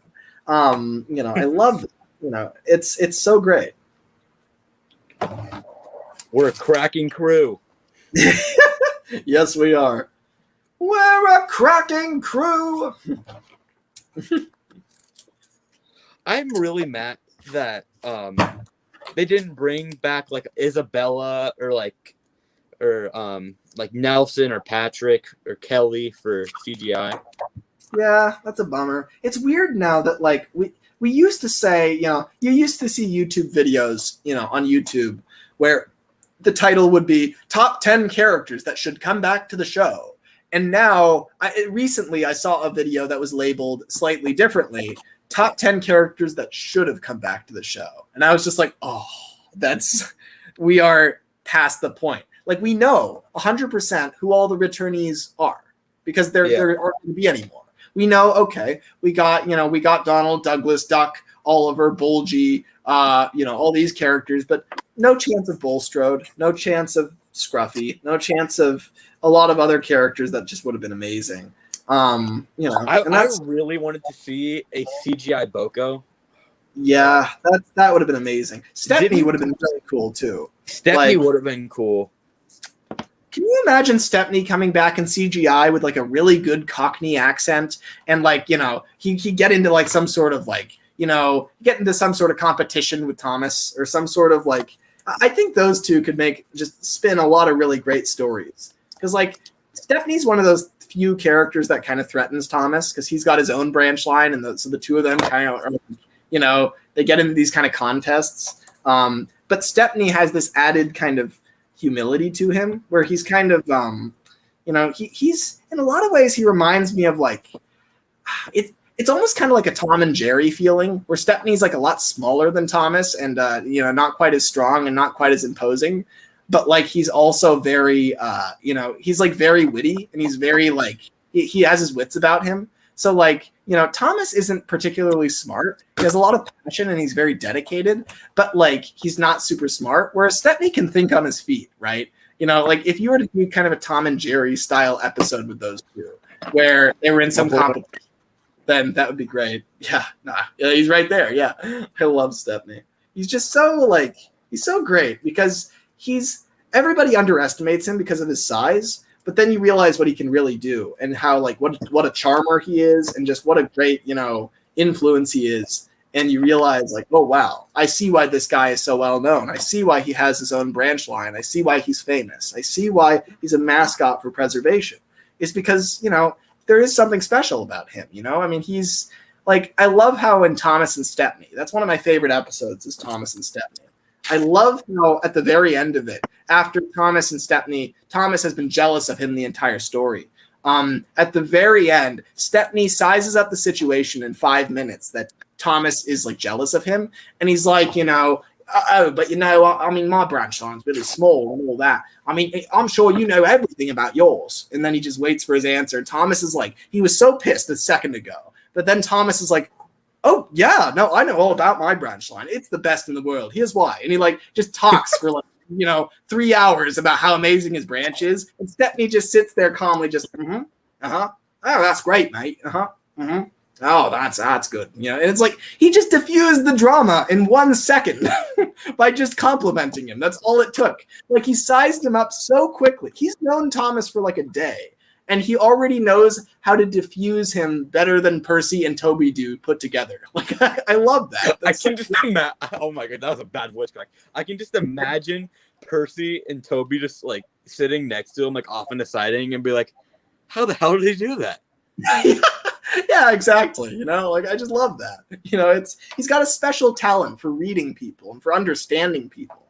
He just makes friends wherever he goes, I imagine. And Thomas is that way too in a lot of ways. But on top of making friends, Thomas also makes enemies. Is the difference. Yeah. So it's interesting. They're both just such charismatic characters, but in different ways. And that's why seeing them meet is so great. Especially because Thomas is the most famous tank engine in the world, but Stepney's probably the most famous tank engine in railway preservation history. Like Stepney is the Thomas of British railway culture when you think about it. Because he is, he's this kind of little underdog tank engine that survived despite all the odds. Everybody loves the Terriers, their history. Everybody loves everything about them. And he's a mascot for preservation. He's the underdog. He never gives up. He's still, he keeps running way past the deadline. Those things make him special. And Thomas is the same way on Sodor. And in the world's public consciousness, he's this underdog character, this character that everyone can root for, this little tank engine that does big things, right? Like that's the whole, idea. And so the two of them meeting, it's like a clash of two iconic titans, right? Like these two are just icons in different areas. So to see them meet is just so fun. I love seeing them interact. There's nothing like it. I just love it. Speaking of Thomas, I kind of want to show you a custom that I made that I'm pretty proud of. These two please customs. do. This is my like custom Northwestern Thomas. This is like what I think that Thomas would look like in like 2020. Like I feel like he'd have hold it closer to the camera so I can see more detail. Oh, that's great. I did the lines on top. I love the shade of blue, and also like just like the way that you like fill the whole kind of bordering in the tanks with NW, and then you like move the one. Like that's just a good look. I love it. And then I think this is probably my favorite custom I've made. This Percy. Oh, that's great. I love the Northwestern on the tanks too. Yeah, I love where you put it because it's like in between the boiler bands. It's like it's a good placement. I like it. It's really nice. This is actually a scrap engine that I like saved. That's cool. And when I say scrap engine, I mean I had like stuff on the face that I had to like peel off. That's great. That's like a revival right there. So you said that these would be like how they would look today, like present day. Yeah. That's cool. I always wanted to think about that. I mean, I always kind of think about that. Like, one of the best things Christopher did for Thomas as a brand is he continued the engine's legacy up until the present. Like, it's so nice to feel that if Sodor were real, Thomas would still be there. You know, he's still like doing his job. He's still there. He's still steaming. He's still doing what he's done for the last 100 years, right? And that's just amazing. Like, I love that. Thomas's branch line is immortal. It's infinite. And so is the main line. And so is everything, right? Gordon may not be pulling the Express anymore, but he's always going to be, you know, a fast passenger engine. Henry's always going to be pulling the Kipper. James is always going to be doing whatever the hell he does. You know, like they're all still, they're all still at it, right? Which I love. James is going to be doing whatever the hell he does. Yeah, I don't know what he does. Coaches, trucks, whatever. It's interesting because James is mixed traffic, but he doesn't actually get it. Yeah, he pretends like he's all passenger. He's not. He probably does goods as much as he does passengers. And, you know, it's interesting because when you think about it, all the engines who are humble get what they want eventually. Like, Thomas worked really hard. He wanted to be a passenger engine. He wanted his own branch line. And he made it happen. He had to be a pilot for a long time, but eventually he got what he wanted. And now he is a passenger engine, not a mixed traffic engine. He is a passenger engine. He pulls coaches all day. That's all he does. Yeah. And that's unusual for his design. He wasn't built for that, but he does it anyway because he worked hard and he earned it. He deserves it. And that's really cool. And, you know, same thing with like all the other characters. Duck gets to be, I mean, he does goods work too, because that's, you know, he enjoys it. But he also gets to pull passengers and he runs his own branch line, and that's, you know, he earned that. And there's a lot of engines like that eventually they work hard enough that they get what they deserve. And it's interesting because James has what he deserves too. He wants deep down to be a passenger engine exclusively. He wants to pull, you know, fancy passenger trains all the time, but he doesn't have that yet. It's 2021 and he probably still isn't just a passenger engine. And the reason is he's been a jerk about it his whole life. He's never earned it. You know, he's never shown that humility. Now, if he worked hard without complaint for 10 years pulling goods, then the Fat Controller would say, you know what? I'm scheduling you only on the passenger train for the rest of your life. You deserve it. You know, he's not going to do that because James whines and complains every day. This is terrible. I hate this train. I hate it. I hate the shunter who shunted it. I hate the controller who scheduled it. I hate the signalman. I hate that guy over there. I don't even know why. I shouldn't have to pull this. You know, like he complains constantly. The guy over there is just the guy that gave him the bootlaces. Or it's like his great grandson. He's like, I don't know why I hate you, but I do. It's just his like great grandson, and he's trying to like stay hidden. Like he's got like a huge fedora, and he's got an overcoat and everything, and he's like got the shades, and then he tips them, and he's just like, how did he know I was his great grandson? You know, he's like so concerned. Like, you know, he's just got some special sense for it that I'm Jeremiah Jobling's great descendant. Oh my God! I also made Henry and Oliver like that. I put Oliver in kind of a Great Western kind of green. That's cool. Yeah, I like the different. Henry, I put Northwestern on the tender, like the railway. Awesome. So I feel like I'm gonna put that on the engines that I feel like that would actually go to like the mainland. Yeah. Because like if I put just Northwestern, they could be like, oh, there's a Northwestern region of British Rail or something. Right. But if I do it Northwestern Railway, then they're like, oh, it's Sodor. And then they're all going to be like, ew, disgusting. Yeah. And then what my theme for my series is I put numbers on all of my engines. Like, right. I've got 33 on the like railway currently. And one of them is my 34, including Boko. I put Boko with my 34th engine because I just made him as a custom. And I was like, hey, let's include him. But this is what Hank looks like. That's neat. Yeah, that's really cool. I love how like the numbering is like the one thing that's totally consistent for all the engines. It's like, you know, it treats them all. It kind of it equalizes all of them. You know, like they're all like, you know, they're all part of the same team. They're all part of the same railway. They may all look totally different, but they're still part of the same numbering system. Yeah. Oh dear. I've got all these empty clay containers, and I don't know which one has the clay in it. It's like a game. All right. I taped the bottom of the hole back into the boat, and I'm ready to start the superstructure.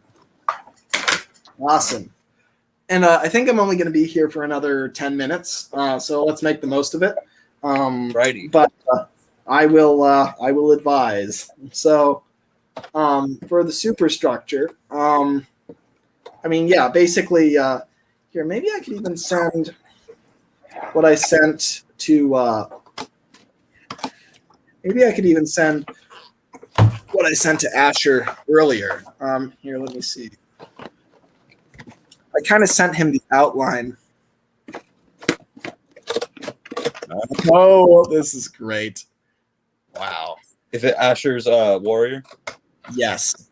I haven't seen it yet, but I'm probably going to after this. Well, most likely, because that's what I usually do. I usually go through all the things that I got during the stream. Did he paint it? He didn't? No, but the shape is perfect. Wow. He listened to everything I said. You guys are just, like, I so appreciate that, like, you're willing to let me, like explain stuff where it's like, because I don't ever want to be nagging, because you guys are all already really good at this. But there's like little things here and there where I'm like, if you cut that or if you change that, it makes it even better. And you're all like listening, and it's just so nice because it just, you guys just pick it up so fast. Yeah. I'm just trying to make everything perfect so the series just goes nice, easy, and we get it out, and I can just sit back, relax, and be like, damn, that Big Mac looks nice. Yeah, exactly. And also be like, I made that. That's weird. Believe it or not, I don't know if you believe it, but Hercules was my first model that I ever made out of cardboard. I believe it just because I feel like you don't necessarily need to like learn how to build stuff using the material that you use. Like I'm sure you've built stuff before, even if it hasn't been like out of cardboard.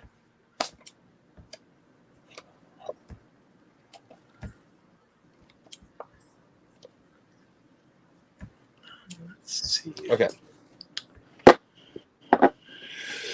So, how tall should I make the superstructure?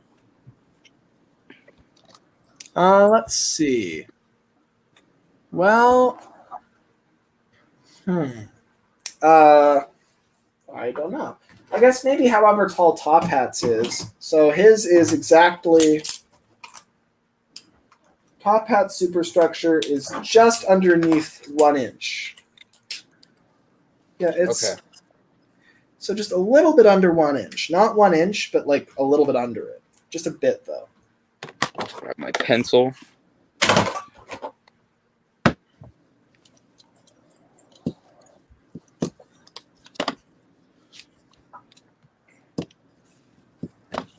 We've had some great conversations. We have. Yeah, no, that's been great. I might do this in 2 weeks when I'm back at my mother's house to make some models, if you want to do it then. Yeah.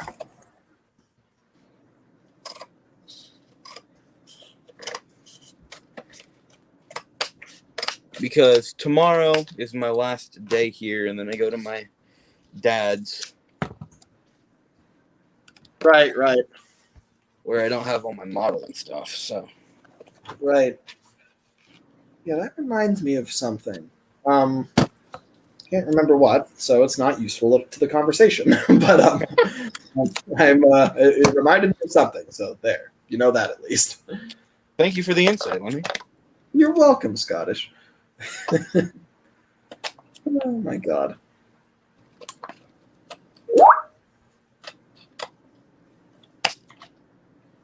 This is like crazy. I mean, the main cast is really coming along.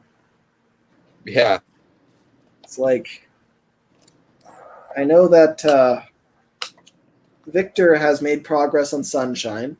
You're making progress on Big Mac. Asher's making progress on Warrior. Top Hat is done. OJ, I'm working on.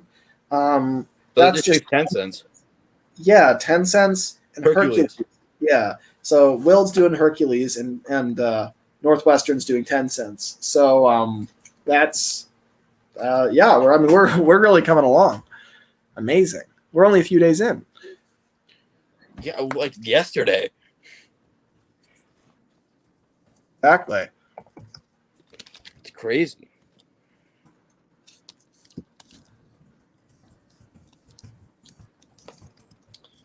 Do you have any ideas on like episodes that we should do? Tons of ideas. You probably shouldn't say that now because this is live and it'd be spoilers. I mean, we don't even know what's going to make it to the final thing. I mean, I already mentioned one of them with the OJ thing. Yeah. I mean, I've written one, which is in the Google Drive. There's another one I've half written. There's another one too that I've half written. I've got a lot of ideas. Like I could easily fill up like 3 seasons worth with the ideas that I have. But I'm going to pick and choose because I think only a few of my stories are going to make it. I'm guessing I'll probably write the most. It'll probably be like 2 or 3. But I think the other 10 will probably be written by other members of the team. There'll be a lot of collaboration, though. I'm sure that like I'll kind of co-write a lot of episodes with people. Like Jamie has some amazing ideas, but she doesn't necessarily know how to put some of the stuff to paper because like writing dialogue is a bit trickier. So like I might kind of collaborate with her to make that work. Same thing with Will. He's got some good ideas that like, the two of us are going to kind of work together on those. So like there'll be a lot of collaboration, but I have a lot of ideas. The one story that I've totally written is about Zach and his engine troubles, and it involves Burke and Blair really heavily. Have you read that? I forget. I think you sent it to the group. I don't remember I think you did. It's in the Google Drive. It's in the I think there's a scripts folder for it where it's in there. It's called Desperation, but it's a really good story, I think. I'll definitely give that a read tonight then. Yeah, no, it's pretty cool. I don't know if it's actually going to make it into the final like season, but it's going to. It's the way I see it. If you come up with an idea, just write it. Just go for it. And then if it makes it in, great. If it doesn't, then it's just good to have. Because when you're in the moment and when you have a great story idea, you really want to just you don't want to like ignore that. You want to seize it. Yeah.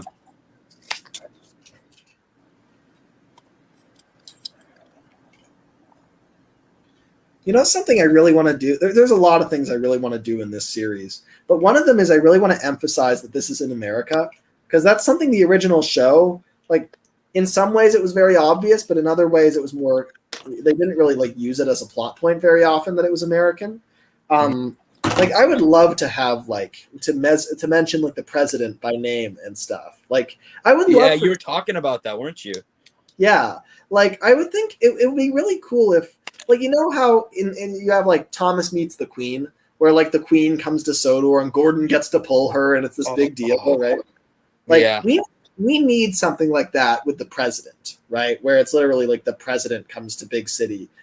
Or something, and Hercules has some role, or like that sort of thing. I don't know exactly how we do it, but like that'd be cool. Also, it could be like, are you a fan of DC Comics at all? I'm more of a Marvel guy, but tell me what you got.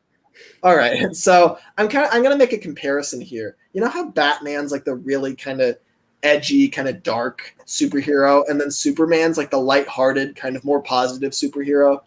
Yeah. Well, like Tugs is Batman and Thomas is Superman.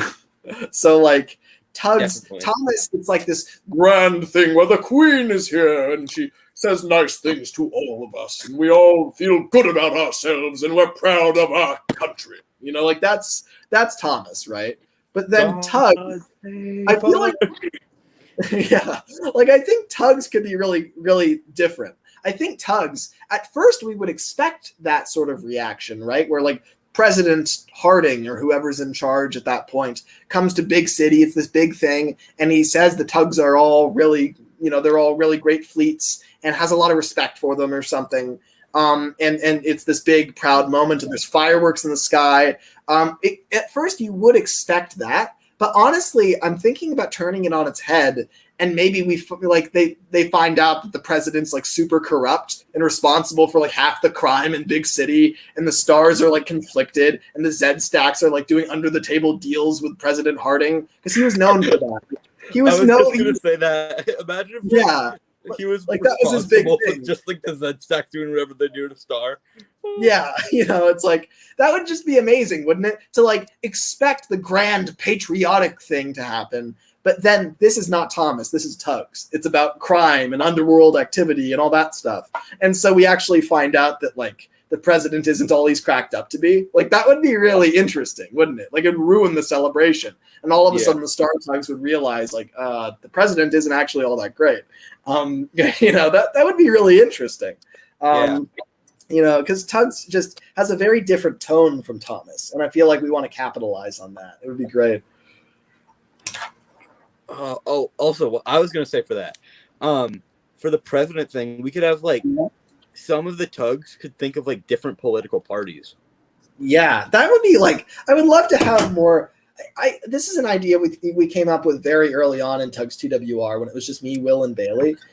Is that we considered, I pitched the idea that at some point Top Hat could run for like some sort of political office. Yeah. Like, wouldn't he be an amazing politician? I don't know how that would work because he's a tugboat, but just imagine him trying to get into politics, going out and campaigning and trying to convince people to vote for him and whatnot. Vote for Top Hat. Yeah, exactly, right? Like, that'd just be great. Maybe he drags, like, Warrior along as his, like, campaign manager or something, like something That'd be perfect because Warrior would have, like, no idea. He'd be like, why am I doing this? Yeah, exactly, right? Like, that'd be so great. The only thing we need to figure out, and this is true for a lot of concepts in Tugs TWR, is how do we make this, like, how do we make human concepts work for Tugs? Like, because we can't just have Top Hat go into the city and talk to all the people and say, I'm going to be your mayor. Do it like, so, like we need like a tugboat version of that. So like, I'm not sure how he'd do it. I think I might know like a way.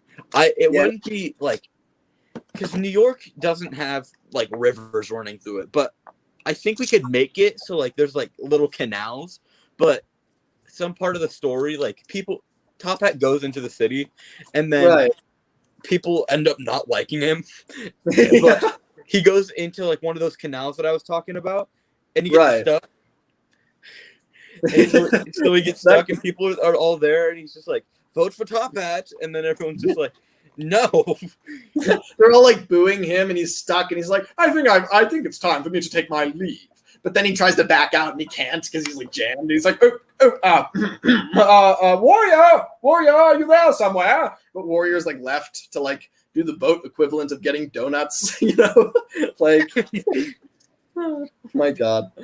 But that's kind of the tricky part. Is like Top Hat would just be like, Warrior, go get the campaign pins. Like the difficult part though is like, say, it's not so much figuring out how to physically get him to the people, but it's more how do we make it feel like something a tugboat should be doing? Because it does feel kind of weird having him be in politics, because at that point he's just a human being with a tugboat's body. And so I would like to find a way to make that concept work and make it feel relevant that he is a boat somehow, right?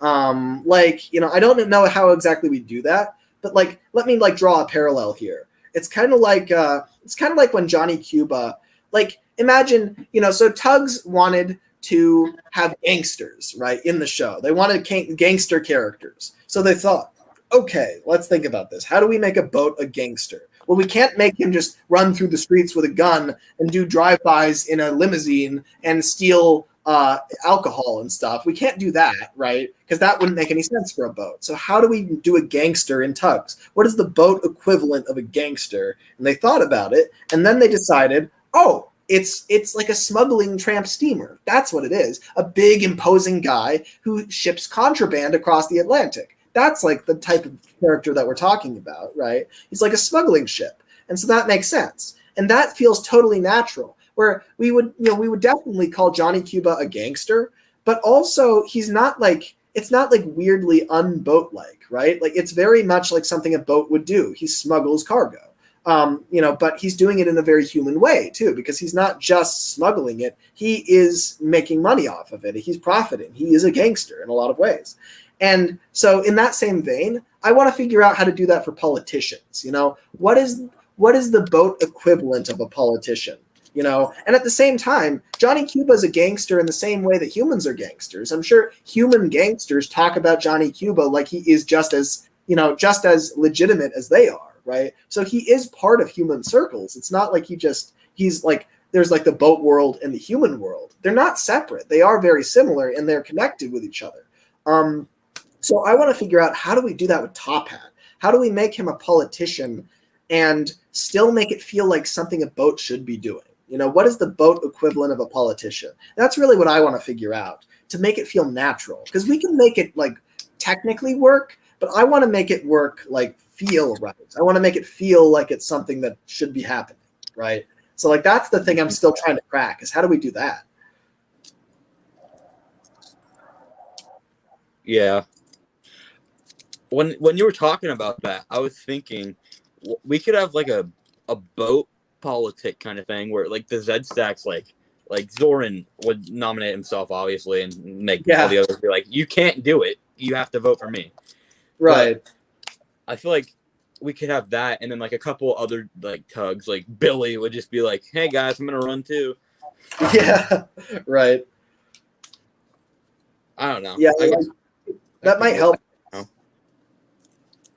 Yeah, I mean, it's like I'm trying to like figure out like what the it would be great to like see other characters get involved. Honestly, I feel like if I was going to make any Z stack a politician, it would be Zebedee. I feel like he'd be really interesting in politics because he would be like, he'd kind of be this middle ground where he kind of sees both sides and tries to reach across the aisle, but like he's also kind of shady, like he's this a really interesting politician. But the question is, how do you make a boat feel like they belong in politics? That's hard question. I mean, like, what are connections between boats and politics? Like, I know that sometimes they sign treaties at sea on like a yacht, so that's something, right? So Top Hat could be that yacht, but that still doesn't make him like a political agent, really. Top Hat would get such a big head if people were like, "Oh, they're signing a treaty of war on me." Yeah, exactly. And then like Sunshine would just be like, "What do you mean it's a treaty of war, man? What are you talking about? You're proud of that?" And Top Hat would be like, "Oh, I don't care what it's about. It's a treaty on my deck." And Big Mac would be like, "Okay, but you're starting a war." And then Top Hat would just be like, "Okay, well, you're making it sound awful. Am I a bad person? I don't feel that I'm a bad person." Like, be that sort of thing. Top Hat is an amazing character. I love Top Hat. Yeah. No, I love him too. He's great. Him and James would get along so well. I know. Well, they would for 5 minutes, and then all of a sudden things would go south when the two of them one would insult the other's like aesthetic or something. Top Hat would just be like, James would be like, "That's a pretty weird looking top hat," and then he goes, "Oh, I read a book that you got stung by a bee." Yeah. And James is just like, he'd just be so like, he'd just fly into a rage. He'd be like, "That was seriously over embellished. Firstly, secondly, you read books. You think you're smarter than me?" And then Top Hat would be like, "Well, I wasn't going to say anything, but that is downright deplorable." It turned into a fight very quickly. And then James goes, "Oh wait, what was I going to say?" Damn it! But yeah, no, it would be great. My train of thought is not here. That'd be great though. Totally. Just imagine that. That's why one day, like, I would love to do a Thomas Tugs like crossover. You know, like where they have to like go through a universe portal or something. It'd have to be like very much emphasizing that, you know, that they are from different worlds. But like imagine something like that, right? Where you just get to see the characters meet. You get to see the Thomas characters in Big City. And for that, I would really want to use like my TV series Wooden Railway models, like the Big Gordon and the Big Henry and like all those engines, you know, because they're kind of like, they kind of match in style. You know, that would just be so cool to like cross those two over. I was actually thinking about how we could. I remember we were talking about this on the call. I don't know how long ago it was, probably like a month ago. We were talking about this and how Big Mickey would get there.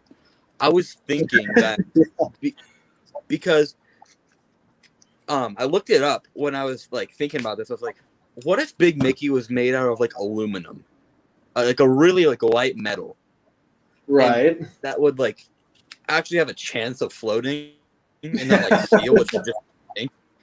So like I was like, I looked it up and I was like, when did like aluminum start getting like really popular? And it said that like the 1910s.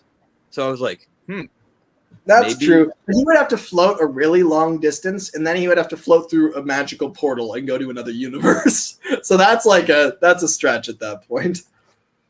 Yeah. Like that's the thing. I don't want to like Krampus just push him underwater. Yeah. The thing is, I don't want to like take it too literally either. You know, like with this series, I want to make sure that we don't go too far with things. You know, like it would be, it's because it's one thing if like, say if like a portal opened up in the Bermuda Triangle, right? And then like boats got sucked through to another universe, and then they resurface and it's a different world. That would be really cool because we're not really thinking about how it works. It's not like we're actually giving like sci-fi jargon and figuring out like how that actually functions. It's just more like a supernatural thing. It's like ghosts, you know? They don't explain how the Neptune face in the sky works. It's just there, right? And so like, and because they don't explain it, it allows you to suspend your disbelief. And the same thing would be true if like we crossed over the universes. I think it would just be this very mysterious, magical thing. And the important thing is that it's connected to something that is nautical in nature and something that is, you know, historically like a mysterious like thing, which is the Bermuda Triangle or something like that, right? Like that's how I would do it is, you know, we utilize that concept somehow to really just make something really trippy, you know, something where. The thing I was thinking about though, how would they get back? I mean, that's something we'd figure out once we were actually writing the story. Like, I think I mean, probably the way they came, probably back through the Bermuda Triangle. Yeah, but I just thought of this. What if the magic buffers were kind of by like a little like that siding where it is, like somehow that could be cool. Like if we actually involve the Magic Railroad somehow, it would be cool if like, what if we did this? What if we had a tug that was like suspiciously like a kind of almost like, imagine like a boat, maybe not even a tugboat, but a boat that like has kind of vaguely has ladies' colors and kind of her face kind of resembles her, and she's got like these luscious gold locks down like the sides of her face, and she's kind of this like magical character that kind of mysteriously shows up in port one day. This would be like a movie or something, right? It would be like a big deal. It would be very unusual. And this boat, you know, it's not like they figure out immediately that she has something magical, but it's more like there's this weird feeling about her, and we find out that like Lady can go to different universes and take different forms. And like in the Tugs universe, she takes this form, but in the Thomas universe, she takes the form we're used to. That would be, that's super cool. Yeah, that would be awesome, wouldn't it? Like that would be so just amazing. You know, I would like that sort of stuff. That's what we can do if we like keep the series going for a while. We can finally get to the point where we can do really big stuff like that. Yeah. I would just love to. But the big thing is, and this is something I've got to do on my end, is to really make that work, I think I have to establish a Thomas series myself. One that's like similar in style to Tugs TWR. which is what I've been working on. That's why like you see the big Gordon and the big Henry and all that sort of stuff. Though that's kind of like a series of videos that I'm planning, is to do Wooden Railway styled kind of TV series-ish kind of looking stuff. And so in a way, it's kind of like the sister series to what we're doing. So it's like you've got, on one hand, you've got my Thomas series, which has this kind of, kind of classic series appearance to it. It's Wooden Railway styled, but it has this kind of classic look that is very much TV series inspired. And then on the other hand, you've got Tugs, which our series is very much heavily inspired by the visuals of Tugs. And they both look like an alternate universe Shepperton Studios, where they like, if Shepperton Studios was Wooden Railway, right? That's kind of like the vibe that I'm going for. And I would love to like get my own Thomas series running. And then once it's running for a while, and once Tugs has been running for a while, we can then cross the two over, and we've already got something to work with, right? So rather than it just being, all of a sudden the Thomas characters appear and it's a version of them we've never seen before, instead I've been like working on this other series that people are already invested in that's separate from Tugs TWR, and then the two cross over. Because like if we're gonna cross over with something, it should be an existing Thomas series. I think it shouldn't be like something. It shouldn't just randomly like appear. It should be like something that already exists. And because I'd be filming both, I could like overlap certain set pieces. So like you kind of see like some of like the crates that appear in Tugs also appear in Thomas, and like some of the like buildings are kind of like the real show, where like some of the props were reused between the two series, like OJ. And like OJ, that sort of stuff, right? And people would look at that and they'd see it and they'd be like, whoa, the styles on these are like exactly the same. That's so weird. Are they in the same universe? And like they're not, right? But it is hinting towards the idea that even if they're not in the same universe, they are going to have a connection eventually. Like eventually they are going to be brought together, to cross over, which is what we would do in the distant future, is do like a big special like that does that. But that would be really cool. We could call it the universe instead of the Magic Railroad. Yeah, that would be so awesome. Like something like that, right? That would like, it'd be a big experience, right? It'd be a big event, And that's like one of my big dreams, is that I really want to like make that Wooden Railway TV series styled series. Because I've made episodes before that are that are more railway series oriented. Like the Fat Controllers Railway is a series that's very railway series. It's got like the railway series sheds and the station, and like you look at it and you think this is more railway series. Whereas the TV series thing I'm picturing would be overtly TV series. Tidmouth Sheds would be TV series. Station would be TV series. And all the engines look TV series. Like it's very clearly like a Shepperton Studios look to it. So I want to establish that at some point. And I've got some time to do it because, it's going to be a while until Tugs TWR the first season gets premiered. So in the meantime, I'm hoping to kind of get this Thomas series going as well, because that way we'll have them both kind of running in parallel. Maybe I can even have some of you guys involved in it if you want. I would love to. Yeah, that would be awesome. Because I really like, these models. The thing about these guys is like they're just like, say, this is the style I'm talking about with this, like this guy here. Like you remember, I don't know if you remember this, when I was talking in the Tugs TWR chat about, like how I want to make the engines kind of bigger on their wheels, kind of like scale them up a little bit more than Wooden Railway would usually do. This is kind of what I'm picturing, is like, I kind of want to make sure that just in case we ever do want to cross them over, which I would love to at some point, that they kind of like scale well. Right. So like if we use the existing Wooden Railway scale for like the GG1 character that Jamie came up with, or for Puffa or the goods engine, or the engines that I drew, like the Hudson guy and Ironside and all those characters, if we were to do that, then we would have to what? We would like, if we were to make them standard Wooden Railway, like, your average. Where is this guy? Like your average Henry, right? Well, then all of a sudden, if we were to have, the Henry from my series encounter the, say this Henry standing in for like the Hudson character, all of a sudden this big hulking American engine looks tiny compared to this British one. So like it wouldn't really work, right? Yeah. So I'm thinking like in general, it would be great to design TUGS TWR so that it works with these guys. Even if they never cross over, I just want to build it so that they can, because that would be a dream come true. You know, if we could really like cross this style over with this style. Oh, Zach has fallen apart. But like just these two together would just be amazing, right? Because they're both David Mitteny looking characters, you know, and that's kind of what I like about them. They're both the number 3s too. Look at that. Oh dang, that's nice. Yeah.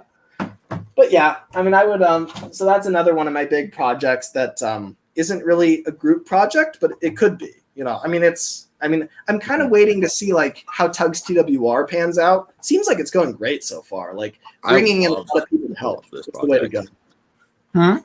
I love this project. Yeah, no, me too. It's just it's amazing. It's like it's so nice to have so many people invested in it and to just keep going and going and going and not give up on it. Because that's my tendency. I come up with amazing ideas, but then I don't follow through on them because nobody's holding me accountable. Well, now I've got a bunch of people who are also invested. So I can't just go and say, all right, that's it. I've canceled the project. Everyone go home now. It's like, no, everybody's got their heart set on it. So I got to keep working on it. And all of a sudden, when I have to keep working on it, I actually do stay invested. I think to myself, well, you know, there's a lot riding on this. You know, if I were to cancel this, it would be a bummer for everybody involved and a bummer for me too, because I've invested a lot of time in it. So it really is the best. It's the perfect thing to keep me invested. You know, and there's a lot of other projects I'm working on too that if I were to bring more people in to help me with those, they'd probably have a better shot too. You know, like the TV series Wooden Railway stuff. That would make a big difference if I had people helping me. Not even with models necessarily, but just, models would be nice, but, you know, just motivation, just people who know about it and who are invested and who help write stories and that sort of thing. You know, I mean, that would be great to involve more people in my other projects because they'd be more likely to come out, I think, if I did that. Yeah. I was thinking too. I was thinking of another way we could cross the, like, how they could get back from Sodor. Yeah. I was thinking, because Muffle Mountain is supposed to be in America, correct? Right. So what I was thinking, there's that one like mountain range, like kind of by New York. It's like goes from like Georgia to New York. I don't know if you know the one I'm talking about. I don't know what it's called. Yeah, I've got the idea. There's one mountain range. I'm thinking one of those mountains could be Muffle Mountain. I don't know how close it could be to New York. It'd probably be one of the country ones. Maybe sail back up. Right. Like they could come through the buffers and like I don't know how it would work out, but there would be like a river, kind of like an underground stream or like an underground river. That'd be amazing. Like they come out the buffers. And the buffers are like at a cliff, and there's like it's almost like a canyon, and they've got like water below, and they just kind of like this big like kind of magical kind of blast comes out of them, and then like you see the tugs like come out of like this mountainside almost, and they just fly out of it. It's like Trapped, but a lot more extreme, where they're just like whoa, and then they slowly fall down to the water and splash into it, and like as they're falling through the air, like we build different holes so you can see the entire thing, and it's like they're not falling down and back into the ocean or something. Like that would be kind of amazing. Like imagine. Yeah. That. We could do like a thing where Lady like somehow like transforms from her like tank engine form to her tug form. Right. Yeah. Like she comes out of the buffers and then in the air turns into a tugboat. Like that would be amazing. And then Thomas just comes out of the buffers. There's like a little piece of tractor. He's like, "How the hell did you do that?" Yeah. Right. Oh, my God. That would just be so good. Like that would be amazing. You know, that's the type of thing where I just wish Tugs got that. You know, I wish it got those big epic crossovers. I wish it got, you know, I wish it got to do. Yeah, I wish it got more episodes. Ultimately, we all do. But yeah, I mean, it I mean, that's what we're doing now, you know? And I think part of the reason that this is really feasible is because we're doing it with, you know, we're making the models more simple, and also because we've got a huge team, you know? It's like if I was doing it all myself and I was making really detailed models, it would take forever. And and that's not really what I want when I think about it. I mean, I would love to have like a really detailed, super accurate TUGS series, obviously, who wouldn't? But really what I want is just a TUGS series, you know, that looks good, that's beautiful, and that captures the soul of the series. It doesn't even need to have real water. You know, what we're doing here, it will fill that hole, you know, and it will do that a lot more for people who aren't involved in the project. Right? I mean, when people watch this, they're not going to know what's coming, right? There's going to be new TUGS stories being uploaded on YouTube that they don't know the plot to yet. Like, that's amazing, right? Especially for somebody like me who watched everything back in 2007.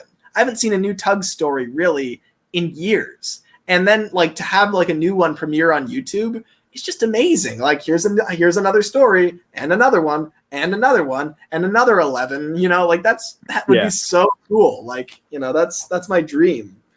And then down the line or down the river, we could pull out that Magic Universe movie. Yeah, exactly. You know, like, and that would be like a big reward for sticking with it, is we get to do really big stuff like that eventually. What we could do, even if we wanted to, we could do that as like a series finale. Yeah, no, we could. I mean, that could be a really cool way to do it. You know, I mean, whatever we would do with it, we'd make it a really big event. So maybe it would be a series finale, or it would at least it'd be the type of thing that, like, I wouldn't want to do a crossover until we'd already done like 2 seasons at least, right? Yeah. Like, you know, we do the first season, which we're working on now, which is just, you know, which, you know, is basically just a random assortment of stories. It's not like we do a big overarching plot or anything. It's just, you know, it's getting our foot back in the door. It's, you know, okay, we're back in the TUGS universe and we have some new stories for you. And then the second season, it could either be a big overarching plot, or it could be more of what the first season was, with, you know, just a lot of really fun stories. But like, I think we need a few seasons first of totally normal TUGS just as a baseline, and then we can start doing the really wacky stuff if we want to. Because, you know, we have to, you know, if we go and jump the shark right away, the audience is going to just be like, you know, like, well, this is too far. You know, I wanted normal TUGS, and this is kind of crazy, right? And when I say the audience, I'm not saying we do whatever the audience says, but it's kind of like I'm kind of talking about myself, right? Because I'm part of the audience too. So are you. You know, we all are. And, you know, as an audience member, what I would want to see is, first, I want to go back to the comfortable, you know, TUGS universe. You know, that's why I kind of want to take things slow in the beginning, because I want it to just be back to basics, you know, just home sweet home, you know, where we're used to. We get to go back to Big City Port finally after all these years.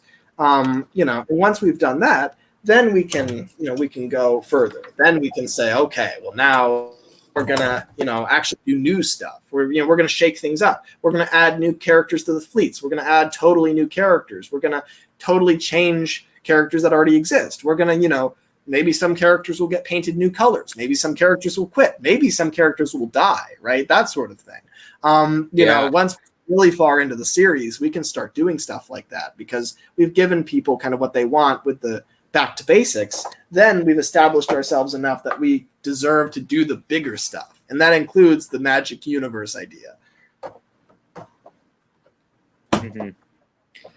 When I was talking about the season finale thing, I was also thinking that, like, for some reason there could be like a grouping act for like the TUGS, and like eventually like all the individual companies, like the Star TUGS and the Z-Stacks, would just become like one like group called like the Big City TUGS or something.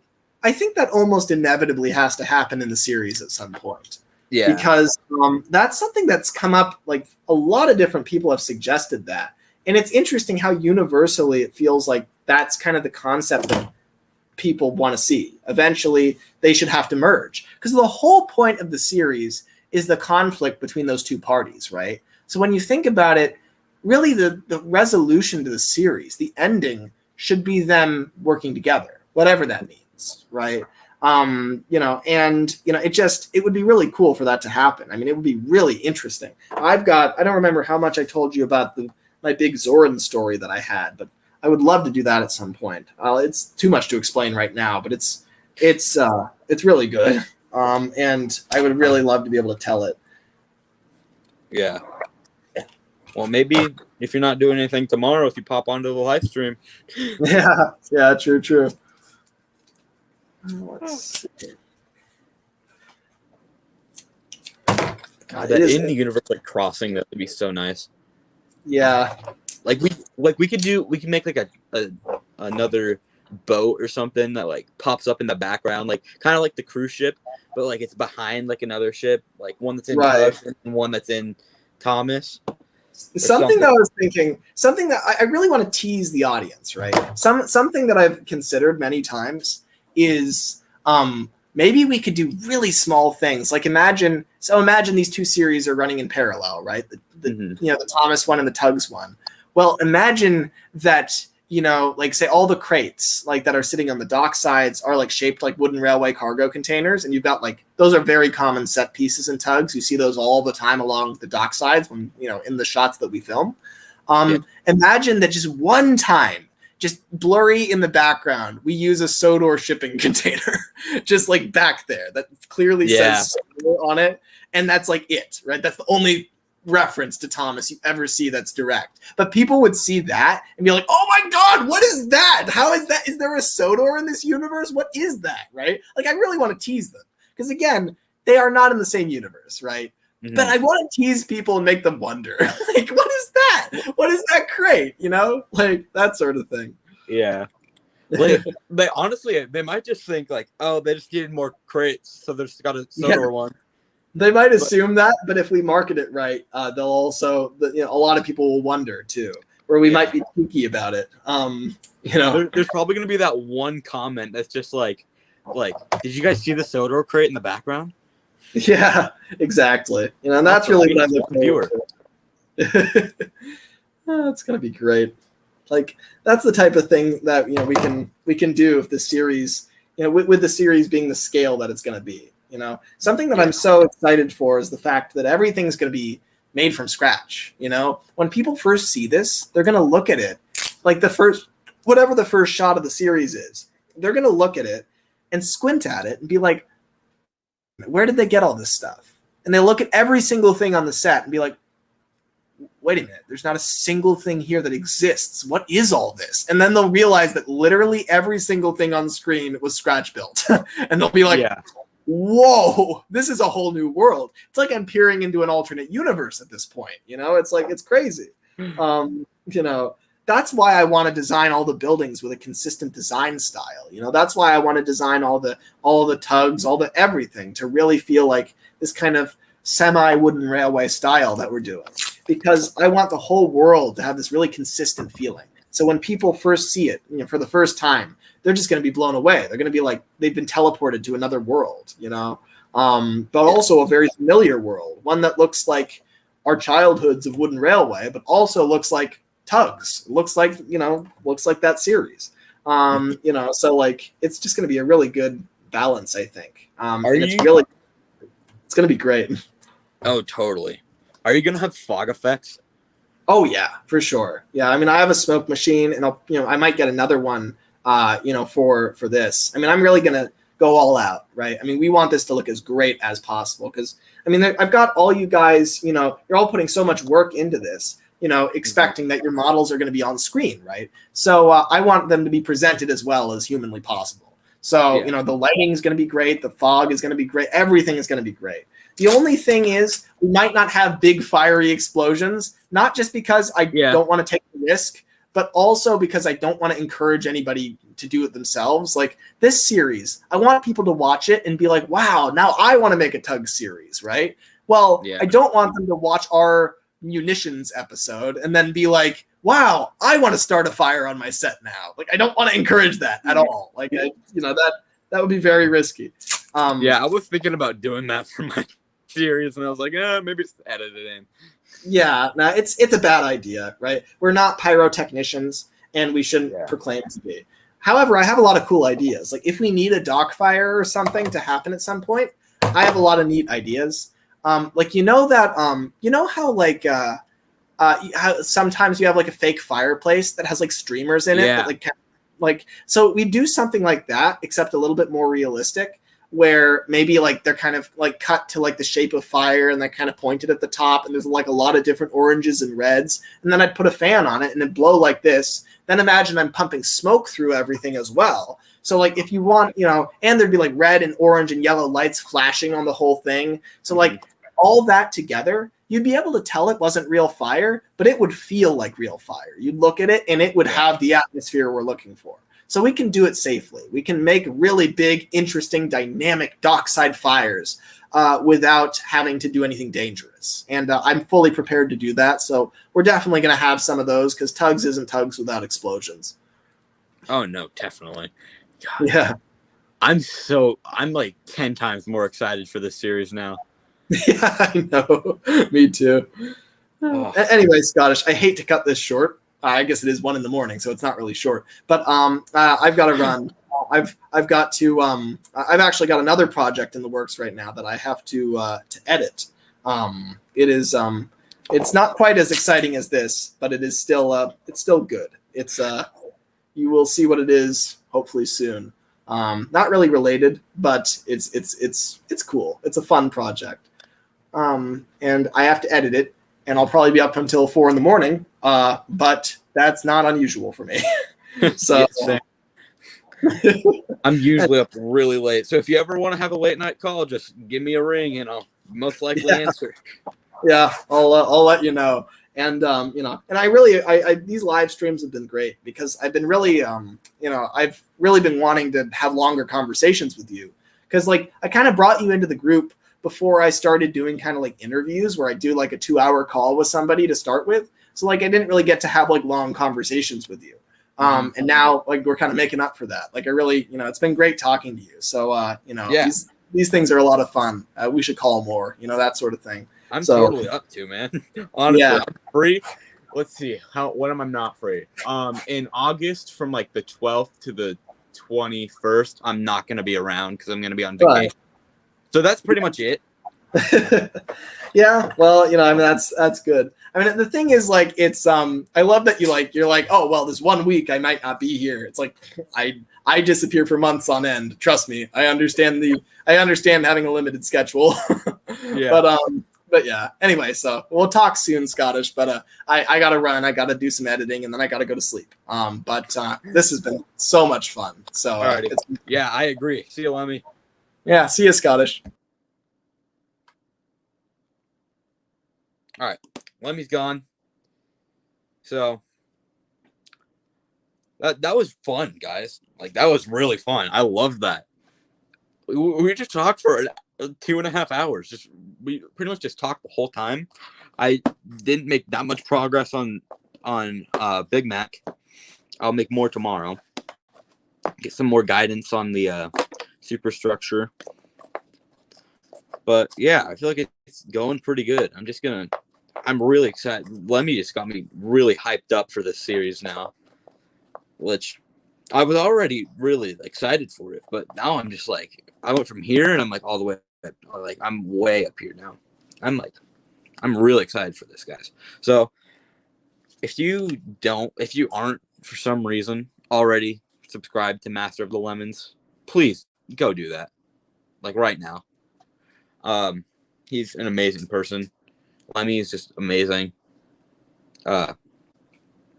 He's a great person. He's like, people think, well, not people don't think this about Lemmy, I don't think, but people just think, oh, they're gonna be like pompous because they're a big user. But no, Lemmy's just I think of Lemmy as an actual person because that's what he is, and he's just one of my friends now. Like I talk to Lemmy and we talk like every day because of the project.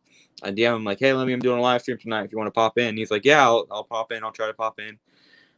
Yesterday he was in the live stream for about 20 minutes or half hour. We just had fun. Me and Asher talking to him. It was nice. It was really nice. Lemmy is a really cool person. If you guys haven't already, go subscribe to this channel. He's Master of the Lemons. He makes great content, even though he hasn't made content in a while. But like we were saying, stay tuned for the series.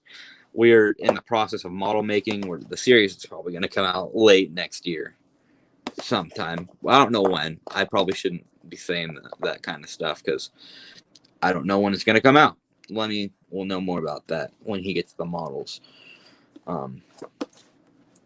So yeah, thank you guys for watching this live stream.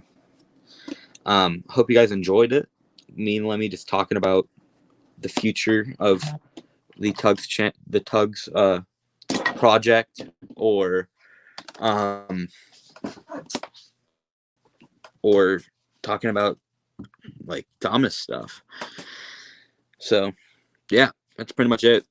Here's the progress I have on Big Mac, and here's my Hercules that I made. The stack's a bit wobbly, but yeah, thank you guys for watching this stream. If you managed, I know none of you I actually watched it live, but if you're rewatching this on YouTube, thank you for watching the whole thing. If you actually watched the whole thing, even if you just watch it for Lemmy, I'm fine with that. Lemmy, you should just watch it for Lemmy. I'm not that interesting, but yeah. Anyway, I'll catch you guys tomorrow for the next one, probably around the same time.